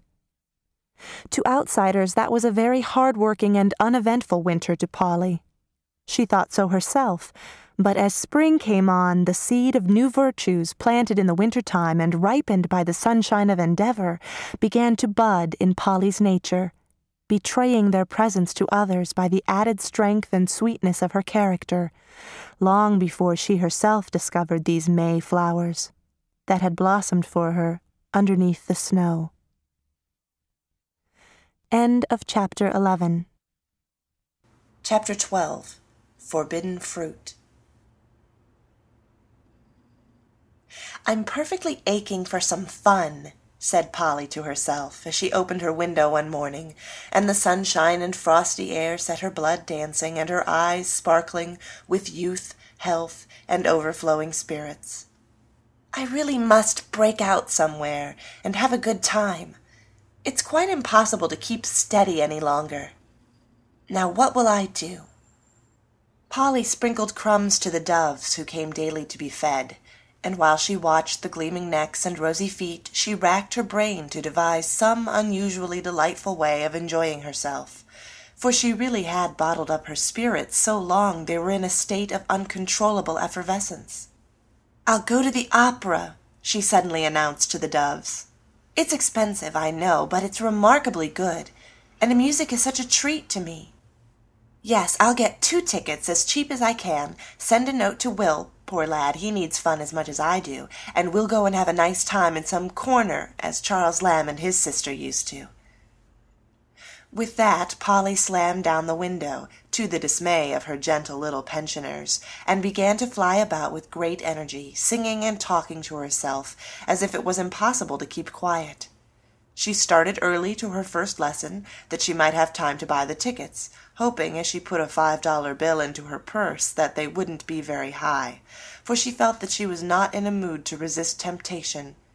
But she was spared any struggle, for when she reached the place, the ticket office was blocked up by eager purchasers, and the disappointed faces that turned away told Polly there was no hope for her. "Well, I don't care, I'll go somewhere, for I will have my fun," she said with great determination, for disappointment only seemed to whet her appetite. But the playbill showed her nothing inviting, and she was forced to go away to her work with money burning her pocket, and all manner of wild schemes floating in her head. At noon, instead of going home to dinner, she went and took an ice, trying to feel very gay and festive all by herself. It was rather a failure, however, and after a tour of the picture shops, she went to give Maud a lesson, feeling that it was very hard to quench her longings and subside into a prim little music teacher. Fortunately, she did not have to do violence to her feelings very long, for the first thing Fanny said to her was, "Can you go?" "Where?" "Didn't you get my note?" "I didn't go home to dinner." "Tom wants us to go to the opera tonight, and—" Fan got no further, for Polly uttered a cry of rapture and clasped her hands. "Go? Of course I will. I've been dying to go all day, tried to get tickets this morning and couldn't, been fuming about it ever since, and now, oh, how splendid!" And Polly could not restrain an ecstatic skip, for this burst of joy rather upset her. "Well, you come to tea, and we'll dress together and go all comfortable with Tom, who is in a heavenly frame of mind today." "I must run home and get my things," said Polly, resolving on the spot to buy the nicest pair of gloves the city afforded. "You shall have my white cloak and any other little rigging you want. Tommy likes to have his ladies a credit to him, you know," said Fanny, departing to take a beauty sleep. Polly instantly decided that she wouldn't borrow Becky's best bonnet, as she at first intended, but get a new one, for in her present excited state no extravagance seemed too prodigal in honor of this grand occasion. I am afraid that Maud's lesson was not as thorough as it should have been, for Polly's head was such a chaos of bonnets, gloves, opera cloaks, and fans, that Maud blundered through, murdering time and tune at her own sweet will. The instant it was over, Polly rushed away, and bought not only the kids, but a bonnet frame, a bit of illusion, and a pink crape rose, which had tempted her for weeks in a certain shop window, then home and to work with all the skill and speed of a distracted milliner. I'm rushing madly into expense, I'm afraid, but the fit is on me, and I'll eat bread and water for a week to make up for it. I must look nice, for Tom seldom takes me, and ought to be gratified when he does. I want to do like other girls just for once and enjoy myself without thinking about right and wrong. Now a bit of pink ribbon to tie it with, and I shall be done in time to do up my best collar, she said, turning her boxes topsy-turvy for the necessary ribbon, in that delightful flurry which young ladies feel on such occasions. It is my private opinion that the little shifts and struggles we poor girls have to undergo beforehand give a peculiar relish to our fun when we get it. This fact will account for the rapturous mood in which Polly found herself when, after making her bonnet, washing and ironing her best set, blacking her boots and mending her fan, she at last, like Consuelo, put on a little dress of black silk, and with the smaller adornments pinned up in a paper, started for the Shaws, finding it difficult to walk decorously when her heart was dancing in her bosom.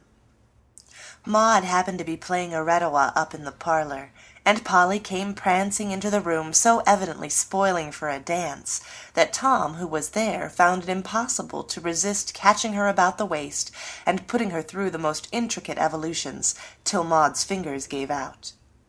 "That was splendid! Oh, Tom, thank you so much for asking me tonight. I feel just like having a regular good time," cried Polly, when she stopped, with her hat hanging round her neck and her hair looking as if she had been out in a high wind.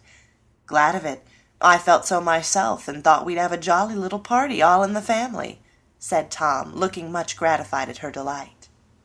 "Is Trix sick?" asked Polly. "Gone to New York for a week." "Ah, when the cat's away, the mice will play." "Exactly. Come and have another turn." Before they could start, however, the awful spectacle of a little dog trotting out of the room with a paper parcel in his mouth made Polly clasp her hands with the despairing cry, "My bonnet! Oh, my bonnet!" "Where? What? Which?" and Tom looked about him bewildered. "Snip's got it! Save it! Save it!" "I will," and Tom gave chase with more vigor than discretion. Snip, evidently regarding it as a game got up for his special benefit, enjoyed the race immensely, and scampered all over the house, shaking the precious parcel like a rat, while his master ran and whistled, commanded and coaxed in vain. Polly followed, consumed with anxiety, and Maud laughed till Mrs. Shaw sent down to know who was in hysterics. A piteous yelp from the lower regions at last announced that the thief was captured, and Tom appeared bearing Snip by the nape of the neck in one hand, and Polly's cherished little bonnet in the other. "The little scamp was just going to worry it when I grabbed him. I'm afraid he has eaten one of your gloves. I can't find it, and this one is pretty well chewed up," said Tom, bereaving Snip of the torn kid, to which he still pertinaciously clung. "Serves me right," said Polly with a groan. "I'd no business to get a new pair, but I wanted to be extra gorgeous tonight, and this is my punishment for such mad extravagance." "Was there anything else?" asked Tom. "Only my best cuffs and collar. You'll probably find them in the coal bin," said Polly with the calmness of despair.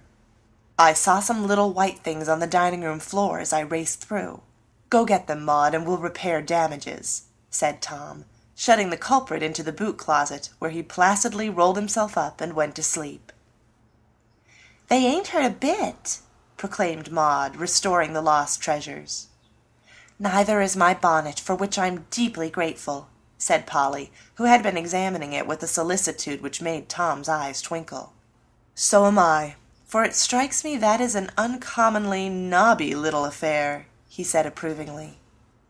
Tom had a weakness for pale pink roses, and perhaps Polly knew it. "I'm afraid it's too gay," said Polly with a dubious look. "Not a bit. Sort of bridal, you know. Must be becoming. Put it on and let's see." "I wouldn't for the world with my hair all tumbling down. Don't look at me till I'm respectable, and don't tell anyone how I've been acting. I think I must be a little crazy tonight," said Polly, gathering up her rescued finery and preparing to go and find Fan. "Lunacy is mighty becoming, Polly. Try it again," answered Tom, watching her as she went laughing away, looking all the prettier for her dishevelment. "Dress that girl up, and she'd be a raving, tearing beauty," added Tom to Maud in a lower tone as he took her into the parlor under his arm. Polly heard it, and instantly resolved to be as raving and as tearing as her means would allow, just for one night, she said as she peeped over the banisters, glad to see that the dance and the race had taken the bandboxy air out of Tom's elegant array. I deeply regret being obliged to shock the eyes and ears of such of my readers as have a prejudice in favor of pure English by expressions like the above, but having rashly undertaken to write a little story about young America, for young America, I feel bound to depict my honored patrons as faithfully as my limited powers permit. Otherwise I must expect the crushing criticism, "Well, I dare say it's all very prim and proper, but it isn't a bit like us," and never hope to arrive at the distinction of finding the covers of An Old-Fashioned Girl the dirtiest in the library. The friends had a social cup of tea upstairs, which Polly considered the height of luxury, and then each took a mirror and proceeded to prink to her heart's content. The earnestness with which Polly made her toilet that night was delightful to behold. Feeling in a daring mood, she released her pretty hair from the braids in which she usually wore it, and permitted the curls to display themselves in all their brown abundance, especially several dangerous little ones about the temples and forehead. The putting on of the rescued collar and cuffs was a task which absorbed her whole mind. So was the settling of a minute bit of court plaster just to the left of the dimple in her chin, an unusual piece of coquetry in which Polly would not have indulged if an almost invisible scratch had not given her an excuse for doing it. The white down-trimmed cloak with certain imposing ornaments on the hood was assumed with becoming gravity, and draped with much advancing and retreating before the glass, as its wearer practised the true Boston gait, elbows back, shoulders forward, a bend and a slide, occasionally varied by a slight skip. But when the bonnet went on, Polly actually held her breath till it was safely landed and the pink rose bloomed above the smooth waves of hair with what Fanny called a ravishing effect. At this successful stage of affairs, Polly found it impossible to resist the loan of a pair of gold bands for the wrists, and Fanny's white fan with the little mirror in the middle. "I can put them in my pocket if I feel too much dressed," said Polly, as she snapped on the bracelets, but after a wave or two of the fan she felt that it would be impossible to take them off till the evening was over, so enticing was their glitter. Fanny also lent her a pair of 3-button gloves, which completed her content, and when Tom greeted her with an approving, "Here's a sight for gods and men! Why, Polly, you're gorgeous!" she felt that her fun had decidedly begun. "Wouldn't Polly make a lovely bride?" asked Maud, who was revolving about the two girls, trying to decide whether she would have a blue or a white cloak when she grew up and went to operas. "Faith, and she would. Allow me to congratulate you, Mrs. Sidney," added Tom, advancing with his wedding reception bow and a wicked look at Fanny. "Go away! How dare you!" cried Polly, growing much redder than her rose. "If we are going to the opera tonight, perhaps we'd better start, as the carriage has been waiting some time," observed Fan coolly, and sailed out of the room in an unusually lofty manner. "Don't you like it, Polly?" whispered Tom as they went downstairs together. "Very much." "The deuce you do." I'm so fond of music, how can I help it?" "I'm talking about Sid." "Well, I'm not." "You'd better try for him." "I'll think of it." "Oh, Polly, Polly, what are you coming to?" "A tumble into the street, apparently," answered Polly as she slipped a little on the step, and Tom stopped in the middle of his laugh to pilot her safely into the carriage, where Fanny was already seated. "Here's richness," said Polly to herself, as she rolled away, feeling as Cinderella probably did when the pumpkin coach bore her to the first ball, only Polly had 2 princes to think about, and poor Cinderella on that occasion had not even one. Fanny didn't seem inclined to talk much, and Tom would go on in such a ridiculous manner that Polly told him she wouldn't listen, and began to hum bits of the opera. But she heard every word nevertheless, and resolved to pay him for his impertinence as soon as possible by showing him what he had lost. Their seats were in the balcony, and hardly were they settled when, by one of those remarkable coincidences which are continually occurring in our youth, Mr. Sidney and Fanny's old friend Frank Moore took their places just behind them. "Oh, you villain! You did it on purpose!" whispered Polly as she turned from greeting their neighbors and saw a droll look on Tom's face. "I give you my word I didn't. It's the law of attraction, don't you see?" "If Fan likes it, I don't care." "She looks resigned, I think." She certainly did, for she was talking and laughing in the gayest manner with Frank, while Sidney was covertly surveying Polly, as if he didn't quite understand how the gray grub got so suddenly transformed into a white butterfly. It is a well-known fact that dress plays a very important part in the lives of most women, and even the most sensible cannot help owning sometimes how much happiness they owe to a becoming gown, gracefully arranged hair, or a bonnet which brings out the best points in their faces and puts them in a good humor. A great man was once heard to say that what first attracted him to his well-beloved wife was seeing her in a white muslin dress with a blue shawl on the chair behind her. The dress caught his eye, and stopping to admire that, the wearer's intelligent conversation interested his mind, and in time the woman's sweetness won his heart. It is not the finest dress which does the most execution, I fancy, but that which best interprets individual taste and character. Wise people understand this, and everybody is more influenced by it than they know, perhaps.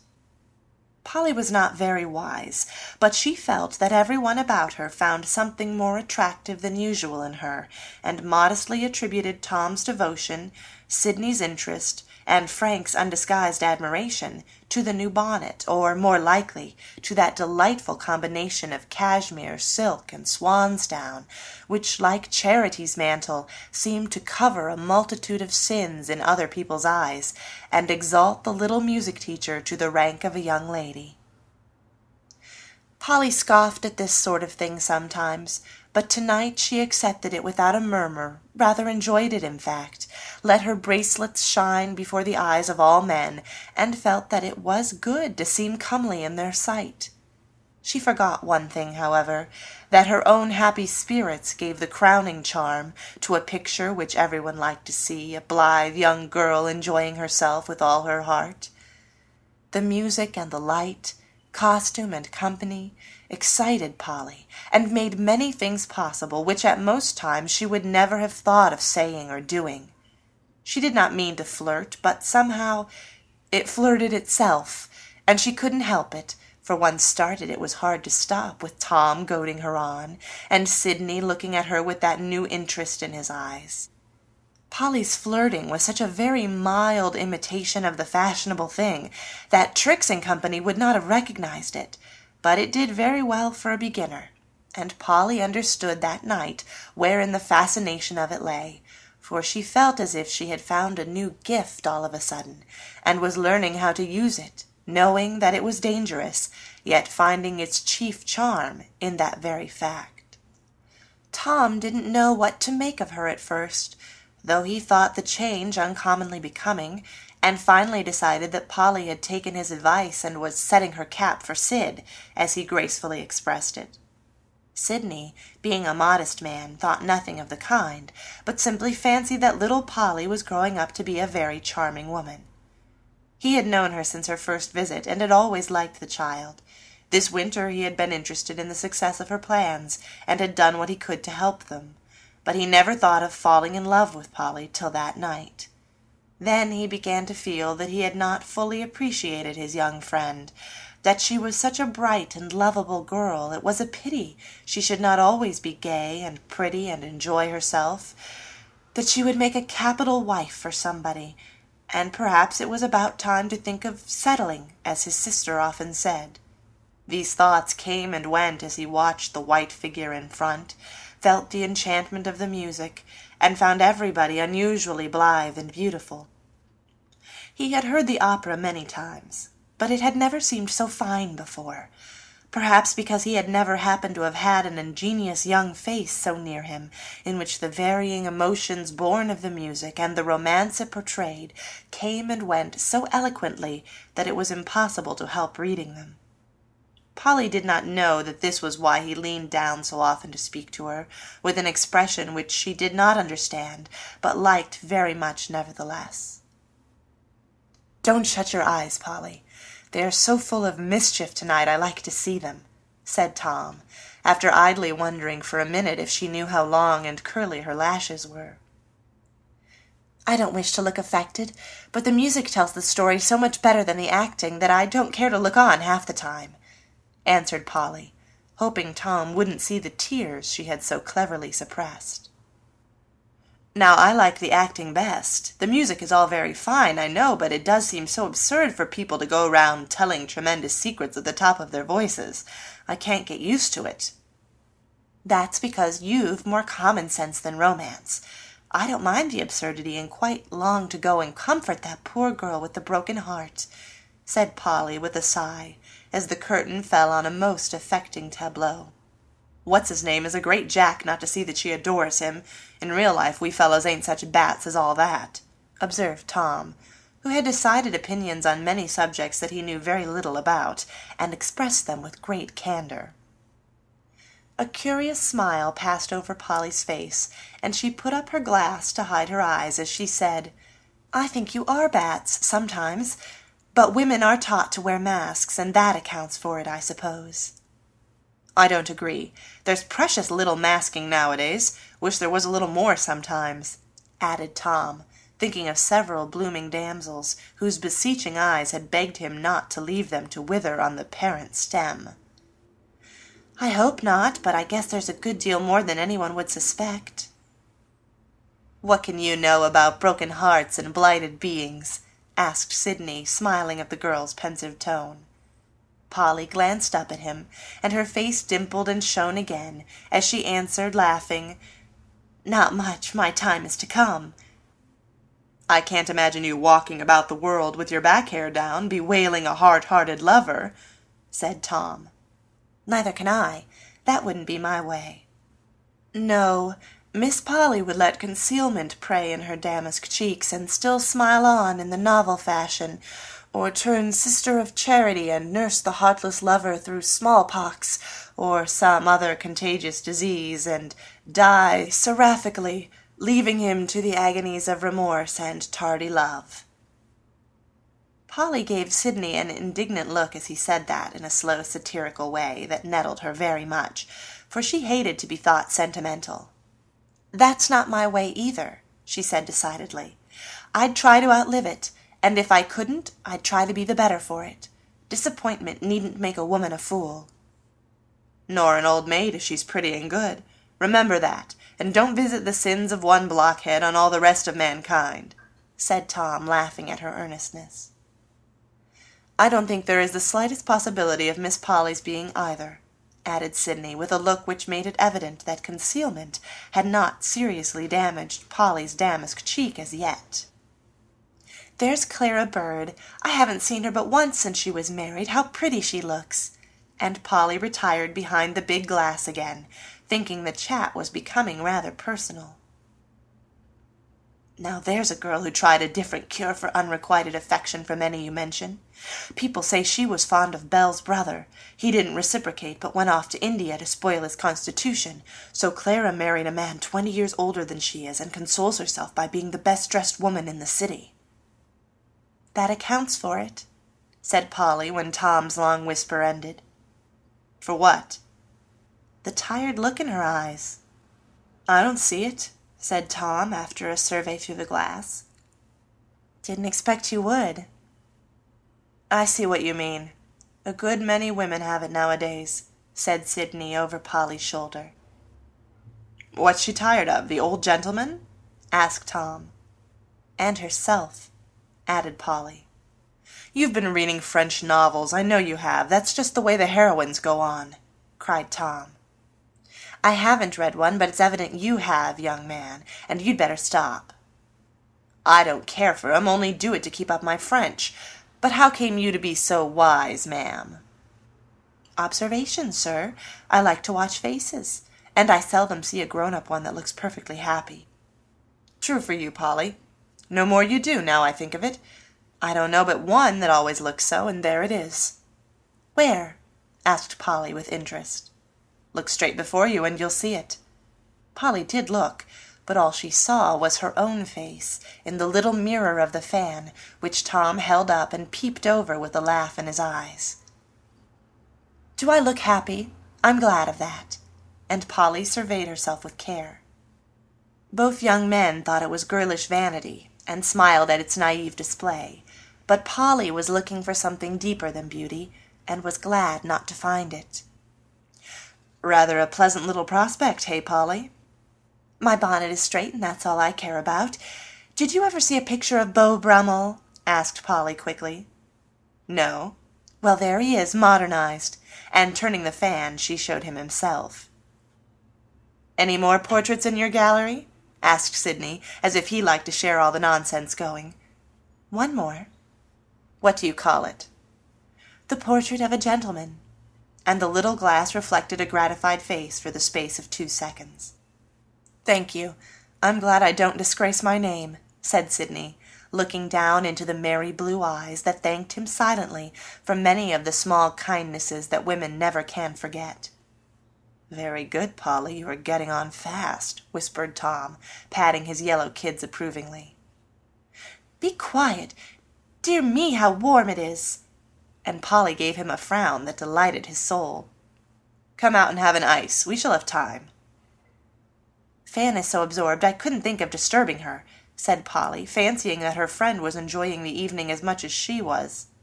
A great mistake, by the way, for Fan was acting for effect, and though she longed to turn and join them, wouldn't do it unless a certain person showed signs of missing her. He didn't, and Fanny chatted on, raging inwardly over her disappointment, and wondering how Polly could be so gay and selfish. It was delicious to see the little airs Polly put on, for she felt as if she were somebody else and acting a part. She leaned back as if quite oppressed by the heat, permitted Sidney to fan her, and paid him for the service by giving him a flower from her bouquet, proceedings which amused Tom immensely, even while it piqued him a little to be treated like an old friend who didn't count. "Go in and win, Polly. I'll give you my blessing," he whispered, as the curtain rose again. "It's only part of the fun, so don't you laugh, you disrespectful boy," she whispered back in a tone never used toward Sidney. Tom didn't quite like the different way in which she treated them, and the word boy disturbed his dignity, for he was almost 21, and Polly ought to treat him with more respect.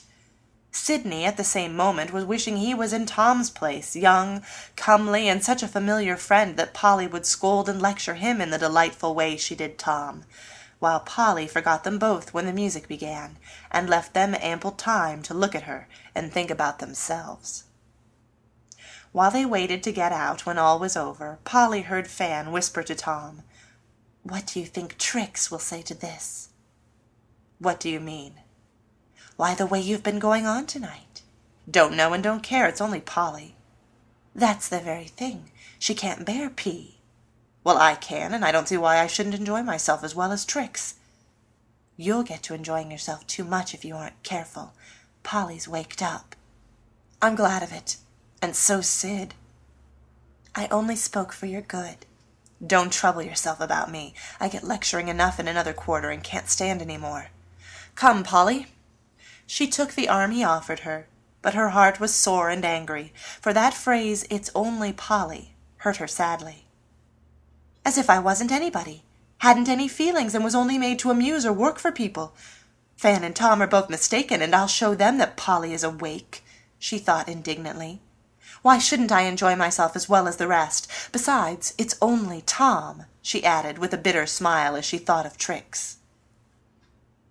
"Are you tired, Polly?" asked Tom, bending down to look into her face. "Yes, of being nobody." "Ah, but you ain't nobody, you're Polly, and you couldn't better that if you tried ever so hard," said Tom warmly, for he really was fond of Polly and felt uncommonly so just then. "I'm glad you think so anyway. It's so pleasant to be liked." And she looked up with her face quite bright again. "I always did like you, don't you know, ever since that first visit." "But you teased me shamefully for all that." "So I did, but I don't now." Polly did not answer, and Tom asked with more anxiety than the occasion required, "Do I, Polly?" "Not in the same way, Tom," she answered in a tone that didn't sound quite natural. "Well, I never will again." "Yes, you will. You can't help it." And Polly's eye glanced at Sidney, who was in front with Fan. Tom laughed and drew Polly closer as the crowd pressed, saying with mock tenderness, "Didn't she like to be chaffed about her sweethearts? Well, she shan't be if I can help it. Poor dear, did she get her little bonnet knocked into a cocked hat and her little temper riled at the same time?" Polly couldn't help laughing, and in spite of the crush enjoyed the slow journey from seat to carriage, for Tom took such excellent care of her she was rather sorry when it was over. They had a merry little supper after they got home, and Polly gave them a burlesque opera that convulsed her hearers, for her spirits rose again, and she was determined to get the last drop of fun before she went back to her humdrum life again. "I've had a regularly splendid time, and thank you ever so much," she said when the good nights were being exchanged. "So have I. Let's go and do it again tomorrow," said Tom, holding the hand from which he had helped to pull a refractory glove. "Not for a long while, please. Too much pleasure would spoil me," answered Polly, shaking her head.